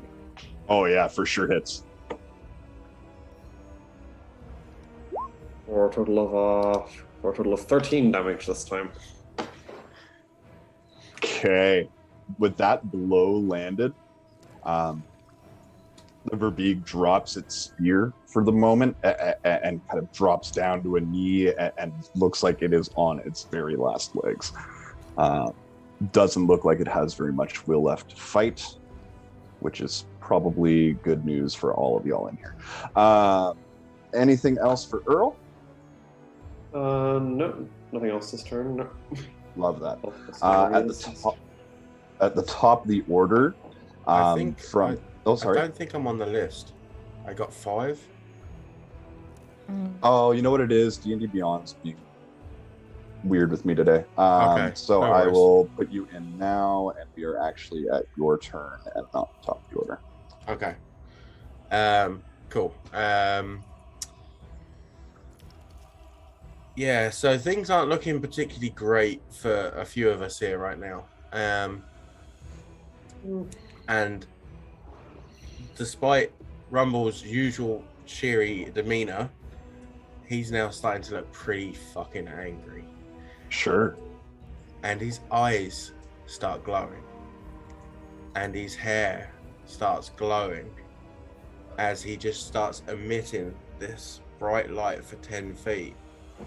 And his body almost becomes incorporeal in that all you see is where the joints of his body would be, so wrists, shoulders and stuff, are like star points with like a line of stars basically creating the outline of his body as he's just standing there glowing in his starry form. And I am going to use the chalice.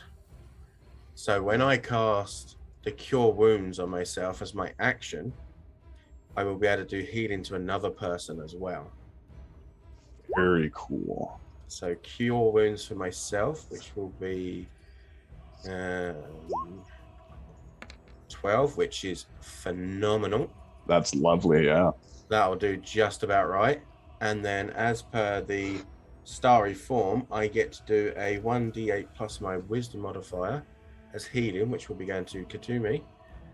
That's amazing. That's like essentially just doubling the output of that spell. That's awesome. Yeah, so that's 6 plus 5, so that's 11 points of healing to you.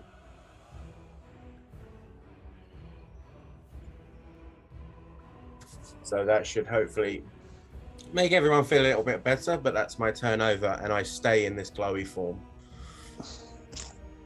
I love that. I love the Stars Druid. It's so cool. It's my first time playing it, and I gotta say, there's some really cool stuff. I'm liking there's it. some very neat stuff in there. Yeah. All right. At the top of the order, from deep in this cavern, you hear as a big round. I think you missed over Katumi. No, this will be on initiative 20 before Katumi. Very good. Okay, Yeah. good. Sorry, but I did mess up the turn order in roll 20 there. Katumi got an extra 1d4 as well from Dave, just in the chat, just for healing. Thank you, Dave. Thank you, Dave. And this bear is using a dash action on its turn to 80 feet, charging right into this cavern, nearly knocking over the dog sled on its way to Aizendore. But it is not able to attack. Lumbering behind it is that ogre from earlier. It says, "Not friends, not friends!" And you see him pick up a big boulder and throw it towards Earl. Earl, can you make a dex saving throw, please? 21. Okay. So yeah, you managed to get most of the way out of it. Clips you a little bit on the shoulder on the way by, so you'll take half of 9 points of damage, so 4. That is going to be it for the ogre's turn, which means that we are up to Cotton.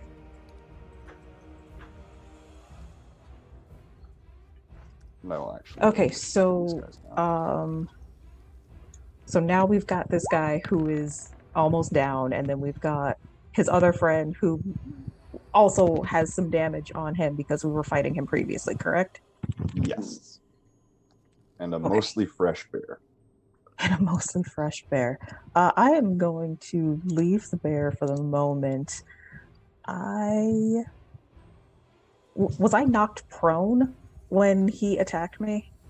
Yeah. Or was I just up against the wall? Yeah, I think we'll just say up against the wall because the healing was pretty instantaneous. So yeah, we'll say you're not prone. So, but he is dropped down to a knee, correct? Yes.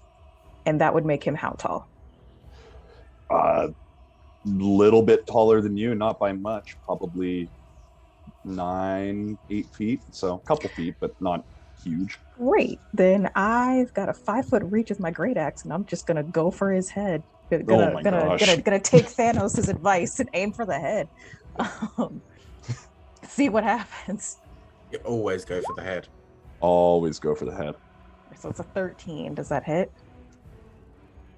Oh, it's just shy. I think you kind of come down with the great axe with its last sort of bit of strength. It just catches the haft of the great axe. Stops the blow. Sorry, I would like to add my bless to that. I'm so sorry. I was going to say, the one I got this morning. I was going to say, sorry, just to ask, is she technically flanking? Because you. Yes, so you would have advantage on that as well. So maybe hold off on the bless. Okay, but yeah, then I will re-roll. It's a 14. And it catches the haft of it, and then just put the last little bit of your strength through, and the hand drops and you strike. Roll damage. Sorry to interrupt there with that.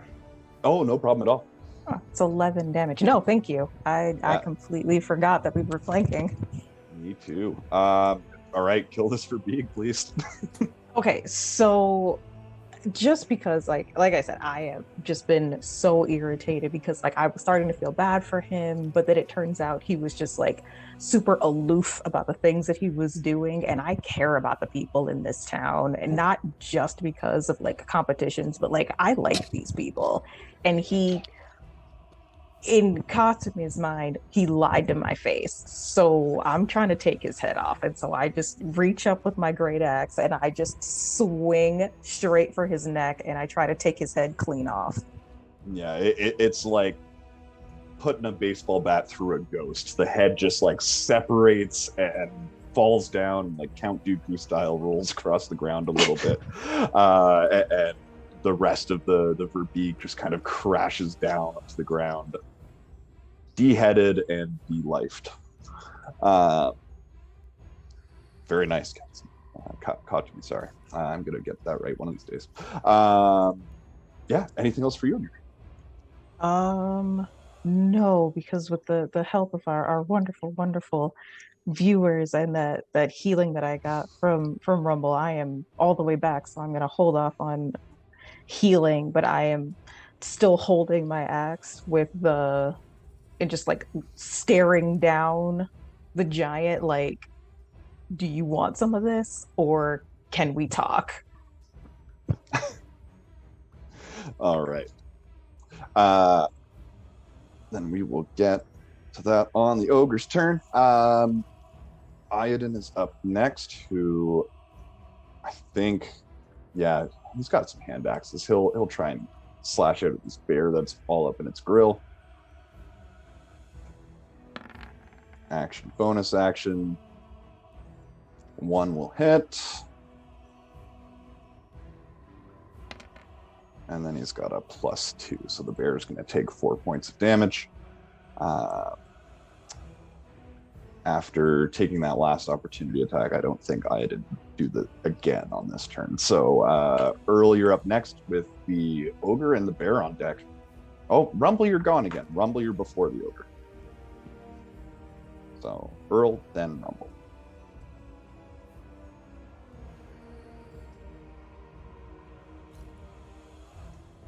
You're on mute, Jack. Just so you know. Gotcha. Okay, I'll move up to I'll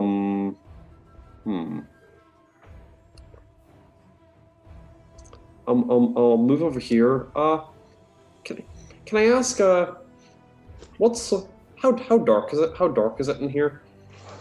In this particular cave, it's pretty well lit. The fire in the center is not huge, but it does a good job of lighting up this room. Okay. I will say as well, at the moment, I'm giving off 10 foot of bright light and an extra 10 foot of dim light beyond that. Oh, so it's 20 foot of here. light, yeah. Okay. I will wander over here.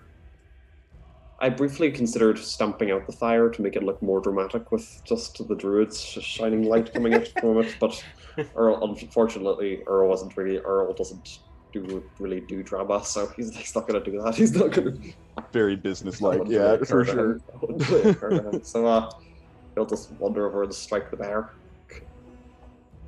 Would this be flanking? I would say in this instance, no. Fair enough, because we're both on the same side, yeah. Yeah. Fair enough. Okay. Straight up roll then. 21 to hit. 21 hits the bear. Sure.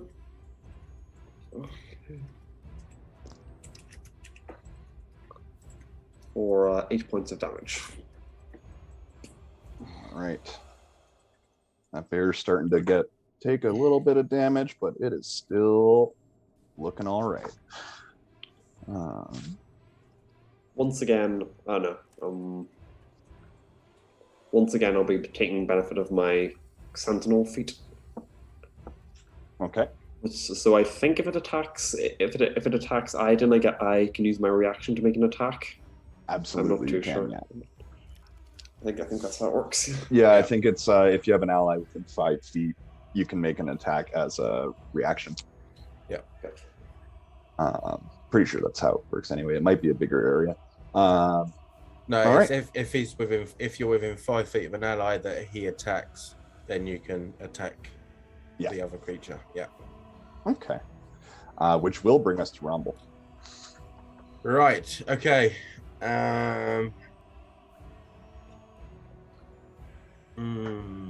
like, do I keep up the form or do I leave it go? That's the question. I'm gonna have to keep it up because my guys keep going down for some reason.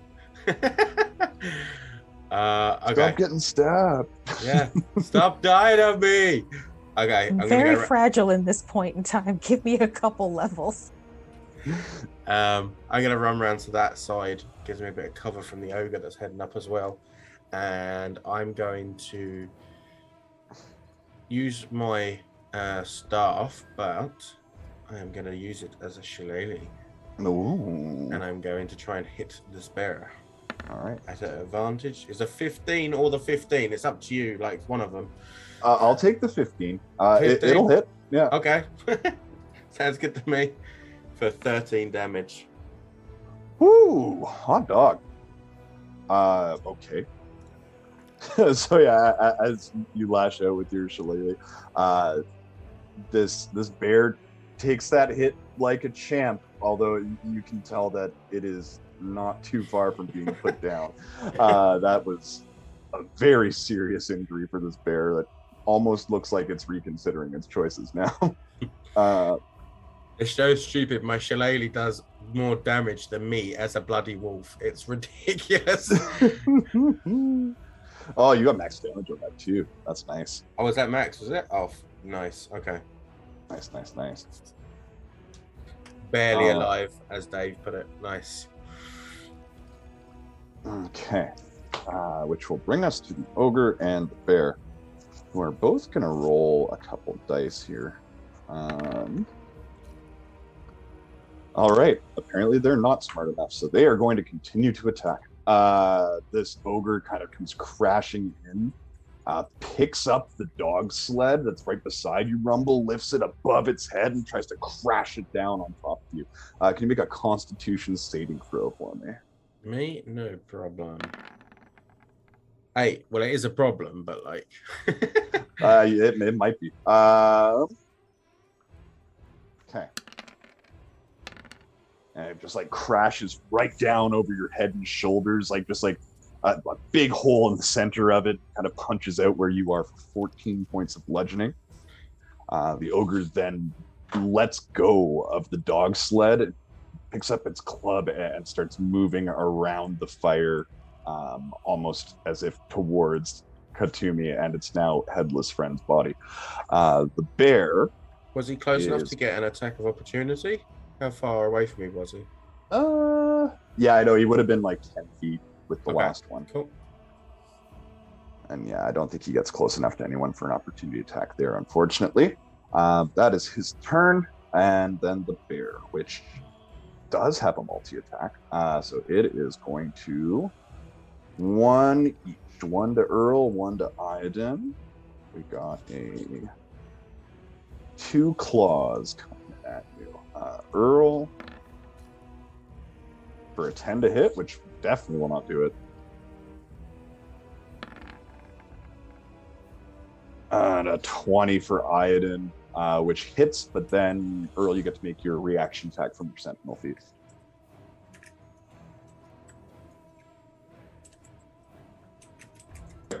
Do I make the attack now or after you've rolled damage? You can do it now. Fair enough. Gotcha. Almost 15? enough. A 15 will hit. Yeah, you see this bear land just like this big clawed paw straight across Iden's face, just like kind of slapping him open hand. And it almost looks like it takes him out. But you see him just like really just like hunker down, and he's okay for the most part. 11 slashing damage will finish off this bear. How would you like to do that? I'll just ram my scimitar straight through its neck. Straight through its... Quick, easy, efficient. Love it. Bear goes down, which means, Katami, you are up next at the top of the order. This ogre seems to be gunning towards you. What do you do? Makes sense. I did just decapitate his friend. Yeah. I am going to do something very unladylike, and I'm just going to shout at him like a very orcish sort of shout, and then I am going to cast Chaos Bolt, which will do acid damage. He needs to... Oh no, wait. I have to roll this one. Ooh. 16 to hit? For sure hits this ogre. Okay. So then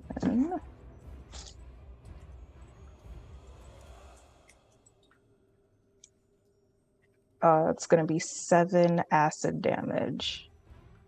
Very nice. And kind of strikes him across the chest. You can see all sorts of like skin just starting to like bubble and burn away, kind of exposing like the lower layers of like flesh and muscle beneath. Seems to just really piss this ogre off. It is still coming towards you. Yeah, and I'm about to make it worse. Because Firebolt is a cantrip. I'm going Sure to is. cast Firebolt, not at him though. I am going to do it at the fence and set the sheep and the goats free again. Just to check, don't both of those involve an action? Normally yes, but we are doing cantrips as a bonus action. Oh, okay, fair enough. Yeah. Gotcha. No problem. So yeah, I'm just gonna set the fence on fire, and let the animals loose again. All right, roll damage. Oh, hold on. I accidentally closed that tab. Silly me. There it is. This is what happens when me and my mouse fight.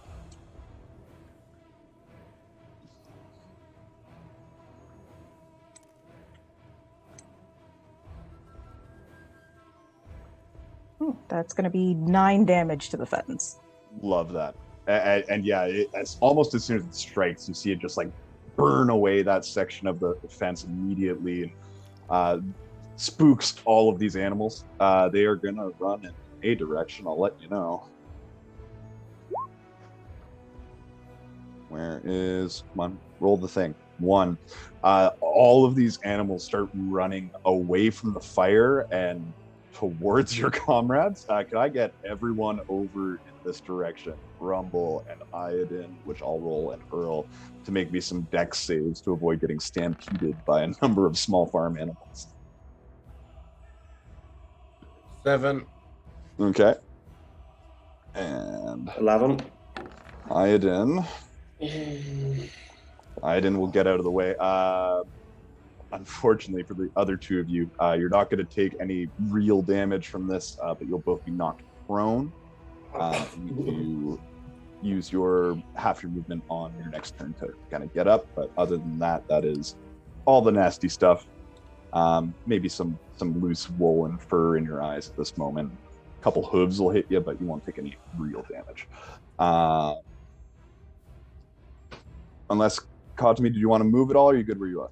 I am just gonna keep the fallen body between me and this giant, just so I mean, I'm sure he'll be able to step over him, but in my mind it's like some rough terrain. I'm just gonna back up a little bit before he gets all the way to me.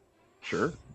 But I still have like my great axe ready in case he does get close, because this is gonna be a thing. Okay, sure. Okay, then up next is Aiden, who will now switch over to his longbow. He'll hit for a 19. And do another 11 points of damage. Staying where he is. Earl, you are prone, but it is your turn. Half my movement to stand up, then I'll march over here and take a strike at this guy. Love it. Actually, was I here? Yeah. So 1, 2, yeah, I can only move there anyway. Okay, so, yeah. 22 to hit. Wow. Earl does not miss. I love that. Yeah. For 10 points of damage. As your scimitar strikes this time, the ogre kind of rears back, and you land like a very serious wound along the gut. It's only a matter of time before this thing goes down now. Okay. Let's check something here. No, nothing else. Okay, that's my turn. Alrighty. Can't do anything else. At the top of the order. No, Rumble, you're gone again. Rumble, you're up. Deleted me. Quick question: with the shillelagh, does it change the form of my staff? I don't think unless you want it to. Okay. Well, in that case, seeing the slight glow kind of shine in his eyes from that star crystal that's on the end of his staff, he's just gonna instinctively point his quarterstaff towards the ogre, and he's going to cast Guiding Bolt. So that's a 19 to hit. 19 will hit for sure. With... Guiding Bolt. This is gonna hurt. So essentially, this. So you know, like the Aurea Borealis, the kind of blue, purple, the pink, that kind of shimmering color comes from out of this crystal and just straight at him. It just strikes him. And downs him. So what does it look like when this aurora just wraps around this ogre and strikes it? Okay, so essentially when it hits him, so he's gonna aim it so it's like dead chest center kind of thing, and as it hits, the light's just gonna spread up and around his whole body as if encapsulating it, and then he'll just crash down. Let's see. Is it going to go into the fire or out of the fire? That's a fun one. Yeah. Out of the fire. All right. Falls back. Hits the ground. Lays still. There's a moment where you're like, is anything else coming? Is anything else going to go bump in the night? And it becomes quiet again. These sheep and goats continue running out of the cave. Rumble, pretty sure you hear just like one of them say thank you on their way out. Maybe just like a lingering little bit of your speaking with animals, but yeah, they all kind of charge out the same way and run out into the forest. All of you are sorry. Who's still looking particularly kind of messed up? It's just Aiden, right? Aiden, I think, is looking the worst. Yeah, Aiden's definitely the worst off. Okay, so I walk up, and before this thing runs out, and I'll do Cure Wounds again on myself, as I am on 1 HP. Oof. I got ruined in that fight. And I get sledded. Yeah, I was rocked by that. And then, if I remember rightly, it's 1d8 plus my... Yes, it is. So Aiden would get back 9. 9 points. Sorry, was that you or Aiden? Aiden gets 9 points of HP. All right, Aiden plus 9.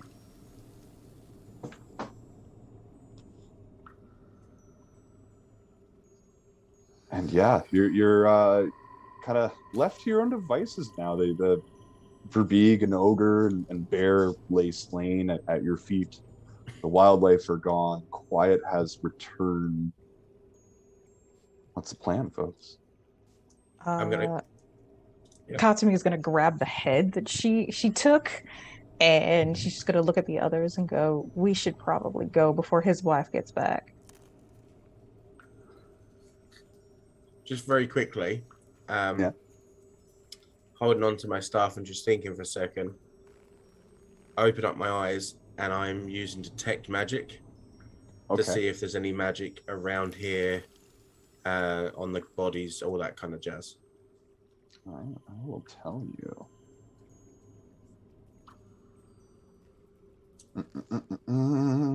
It's 30-foot radius, right?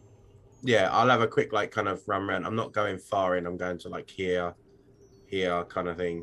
Just making sure I'm covering the bodies area. Okay. Unless the other guys think it's safe for me to go, I'll write that quickly on the slate and just hold it up. Shall I run round? Essentially, is what he wrote. Go ahead. Oh, you come with me, right? And then I'll run round with Elle, and we just have a quick look then, while I've got the spell up. As you're moving into this area, the architecture in here seems to change. It's no longer cavern, but carved rock wall, and it looks old, like an old, almost elvish ruin in here. You're getting like little bits of sort of eroded elvish writing carved into the walls. It's kind of hard to make out that whatever this is, it's been here for like a very long time. The Verbeeg were not the first people to live here. And kind of looking around, you can see in some of the walls there are what look like burial niches with these slabs with sarcophagi on them. And 1, 2, 3 here. No markings on them, but at the top of this room, at the center, I should say, is fairly small staircase leading up to what looks like a burial chamber for someone important anyway. Am I getting any pings? You are getting pings from that sarcophagus up ahead. You are getting a couple faint ones from the two kind of more plain, the 3 more plain sarcophagi here. On your way out of that main chamber, something on the Verbeeg was giving you a bit of magic as well. Okay, so I write on the slate to Earl magic, and then I'm going to point to the places that you mentioned. Or magic items, sorry. Mm-hmm. What kind? Because I know that tech magic that specifies what type of magic you're. Oh, that's a good point. Yeah. It says what school of magic you're hearing. Yeah, you can focus in on something and it'll give you a school, if any. Can I do like a quick focus on each of them just to make sure it's like see what they are, or does it not last that long? Let me check. I think it lasts 10 minutes, right? 10 minutes, yeah. So yeah, okay, I'll study in long enough to know what they are at least. Yeah, or at least their school's magic. Yeah. Yeah. So the Verbeeg has something in a little like messenger satchel kind of deal that is giving off abjuration magic. There are 2 pings from here that are both evocation. And then this sarcophagus off on the right is also giving you evocation, actually. So all 3 of those. The large, sort of more ornate sarcophagus in that kind of separate burial chamber, it's giving you like kind of a mix, like a bit of like mostly enchantment, but a little hints of like other schools of magic. You sense that there are items in there that have been enchanted to do a number of things and work in a different kind of way. Okay. Can I investigate this sarcophagus here to see if I see any like glyphs of warding or anything? Yeah, for sure. Yeah, give me an investigation. Okay, I'm not very good at these, but I'll still give it a go. I'm not proficient, otherwise I'd help. 13. 13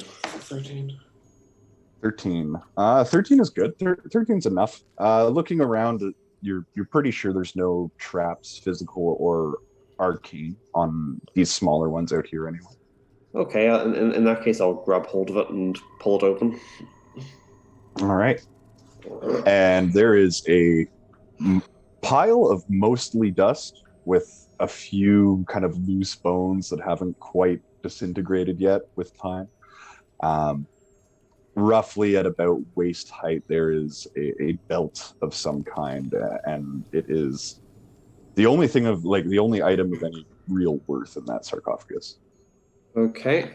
It's I'll got do this sort of brown leather band, and the buckle on it it's a weird sort of crystal. It's looks like part ruby, part sapphire. Like it looks like there's a bunch of different gemstones that have been kind of smashed together into one on the actual buckle itself. Okay, I'll do another investigation check on the belt. Yeah. This time 11. All right. 11. Yeah. So with the 11, might need to spend some time with this, get it identified, that sort of thing. It does appear to be something that deals with elemental damage, but its actual function, I'm not sure. Okay, I'll pull it out and stuff them in my backpack. Love that.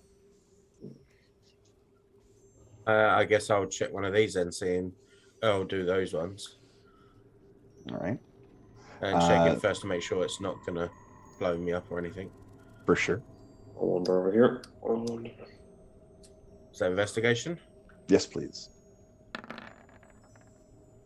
7, because why not? I roll like crap every time, man. Seems safe to you. I'll open it up. And it's safe. On the inside, there's a very similar pile of bone dust that is collected. But there is a scroll tube in there, and opening it up and taking a look at it, it is a fireball scroll, 3rd level. I just get shot to well. Very nice. I'll pull open this one over here.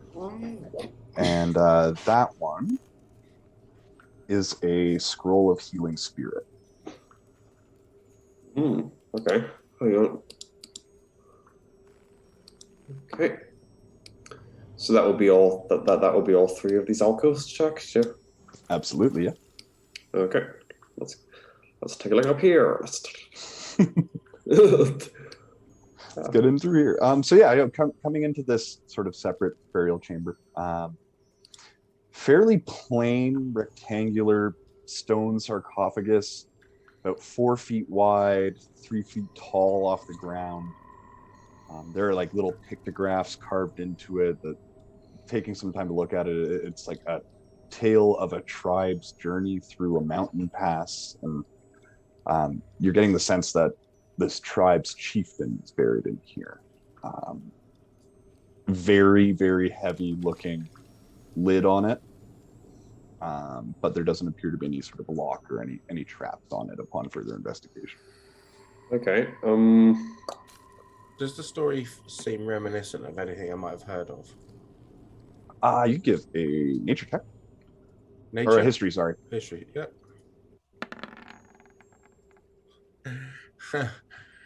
Yeah, no.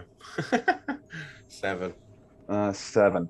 It is a vaguely familiar story, like this story of pilgrimage through mountains, but you know, it could be any number of stories. It's a fairly common folktale. Okay. Well, before Elle starts messing about with it, I'm leaving the room. Okay. I'll pull up my crowbar and get to work. I'll pull up my Alrighty. Give me a strength check, please. Okay, so I tap him on the shoulder before I go and give him guidance. Love that. Is this in a situation where the crowbar's leverage can be applied? Yeah, I would say so. So yeah, take that roll at advantage for me. Very good. No, natural 20. Dang. Okay, nat 20 for 25. It's like very a Pringles. cool. It's like a Pringles lid to you. You're just like. I'm not even gonna lie. I was like, okay, it's gonna take more than one person to open this unless he rolls 20, and he rolled 20. So here we go. Popping open the lid to this thing, which is a lot easier of a task than you thought it might be. The lid surprisingly slides off like pretty easily once you've got, you know, the fulcrum and most of the weight over the side of the sarcophagus. And looking in, the chieftain, obviously dead, does not look as decomposed as the other two. Carries two things in their hands. In her right hand, you can tell it was a woman,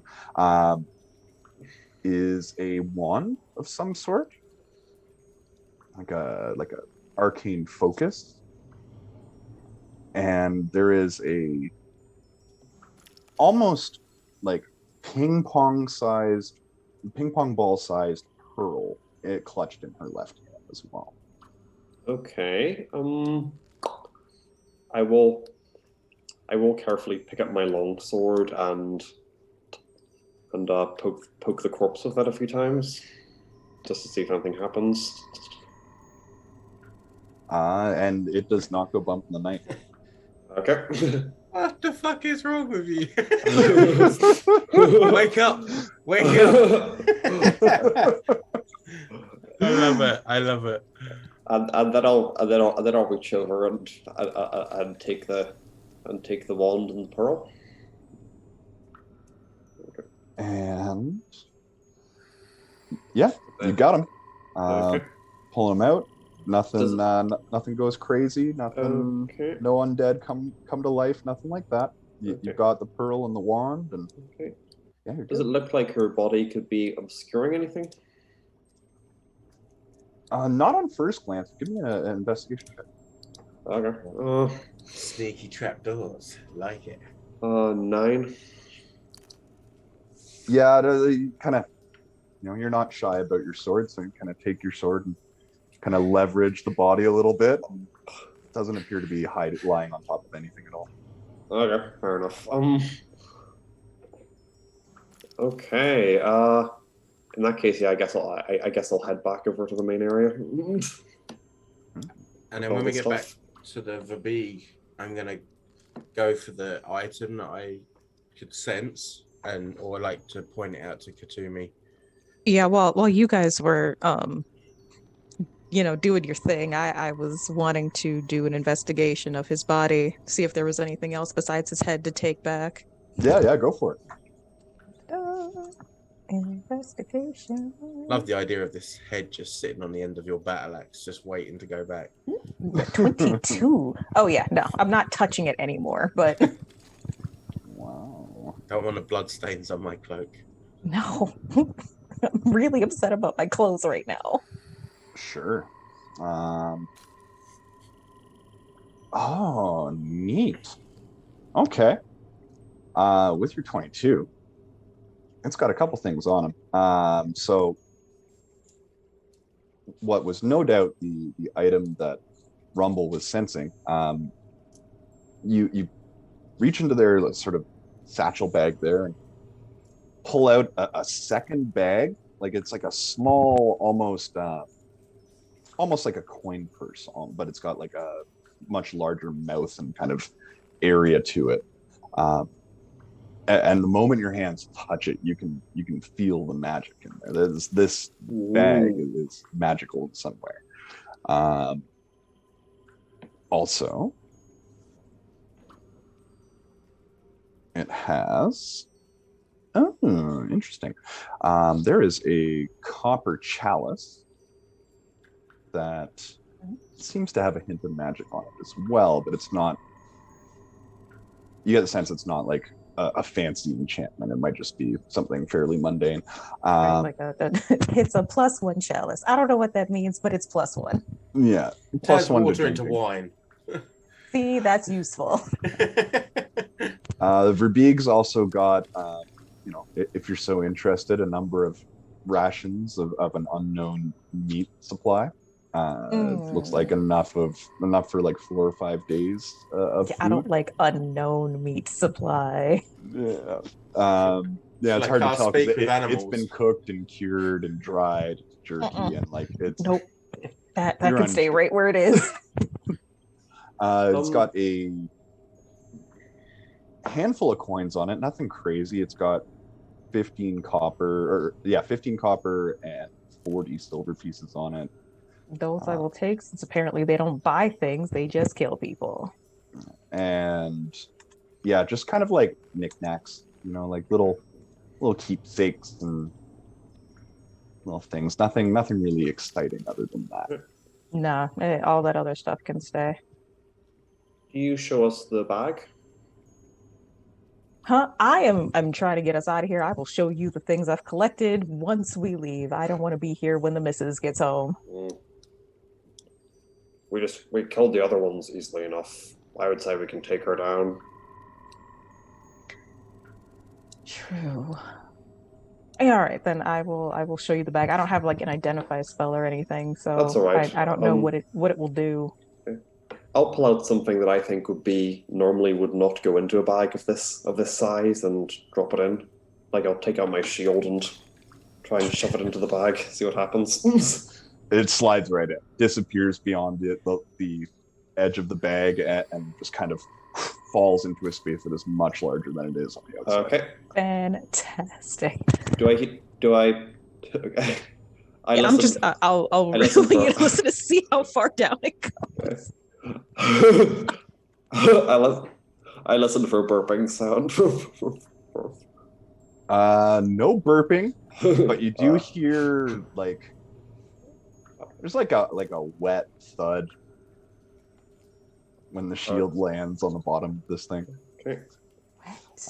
No burping, but there's something damp in there. Being completely confused by this, as Rumble probably would be because he hasn't seen anything like this, he's going to just look at it while it's in your hands and like look around it and then turn it inside out. Like push his hand through the bottom of it so it's inside out if he can. All right. Yeah, no, so the moment that you like push this thing inside out, just like a huge pile of meat just comes out of it. It is like not it's not prepared very well at all, like any of it. Like you can see like what is obviously like some elk bits in there, and a couple dead birds. There's an arm from some unfortunate person. There is just a whole bunch of unprocessed meat and body parts that come out of it. Hiding in the center of it is Earl's shield, now fairly covered in gristle and blood and stuff like that. Okay. I will retrieve my shield. I just write on my slate and show it to Katumi, and it says meat bag ? It's a bag of holding. It's I guess they were using it to hold meat, so I'll have to wash this when we get back. Okay. I will wander over and investigate this cart over here. So the cart now is in pretty bad shape. It was used as an implement against Rumble. The wheels are intact, but the actual like center bed now has like a Rumble-sized hole in it. Okay. It's just guessing that would take me a while to like fix with like just a cantrip. I mean, it is not unmendable. It would take a little bit of time, but it wouldn't be like a super arduous task for you to do. Would this have been the dog sled that was referred to earlier? Yes. Gotcha. Okay. Because it would be nice to have something to transport all these barrels out with. Sure. First of all, I am going to open this. Are these crates something different than the barrels of good meat? Yeah, no, the crates are just kind of, they've been here for a while. It seems there's a bit of rot around them. Pretty easy to take the lid off. Okay. This crate in particular was where that Verbeeg was hiding that militiaman's head. Other than that, it is pretty rough straw and nothing really of value in that one.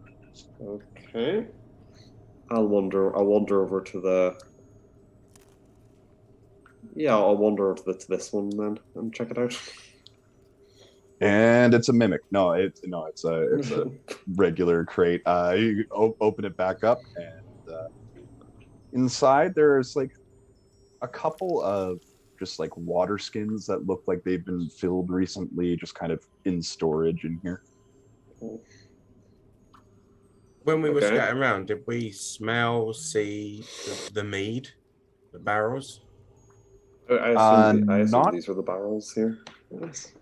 Yeah. Maybe not. So The barrels in here, upon closer inspection, are not actually the mead barrels. Seem to be holding some sort of blubber. Okay. I think there were some barrels up here when we were investigating the crypt. Yeah. Some of you would have seen those up there, and those 3 barrels up there are indeed the mead barrels that were stolen. So I'm going to write on my slate then. Me and Katumi fix cart. You and Iodine grab barrels? Question mark. Sure. Understood. Yeah, that sounds about right. Very fair. Yeah, I guess we just get to work fixing the cart. Yeah. And it doesn't take overly long, 5 minutes, 10 minutes or so to with the mending cantrip to kind of get this sled back into working order and the casks of mead on it. When you hear a voice booming down this entrance here, Doug, are you home? And that is where we are going to end the session for today. What did I tell you? What did I tell you? We need to leave before the wife gets home. And y'all are like, I'm going to go and search stuff. You got cool stuff, but also now she's home. We could always just say it was the town and then leave it. I'm not sure how much she's going to believe that with her husband's head on my battle axe. I mean, you could still attack, right? We're all I'm just going healthy. to put it on the cart after we fixed it and just be like, But we might be able to not ambush. a nice person. We might be able to ambush. We might be able to get an ambush True. attack. True. Yeah, true. You do have kind of the element of surprise for the next few moments, but I'll leave you folks to kind of marinate in that for the next little bit. Thank you, everyone, for tuning in to episode 2 with us today. And We will be back. Oh, sorry, go ahead. I know, I was just going to say a special thank you to Dave and Freya. You absolutely kept us in the fight today. 100%. Thank you so much. Much appreciated. Yeah, no, absolutely. That was very, very battle changing, actually. So yeah, we will not be back next week. Next week, I believe, next week is Candlekeep. Yes, 14th. On the 14th, and then we are back on the 21st with session 3, and hopefully we'll have all 5 together. But as far as I know, we will. And yeah, that'll be it. Thank you very much for Christian for running the stream for us today, and for Penny Dragon for hosting it.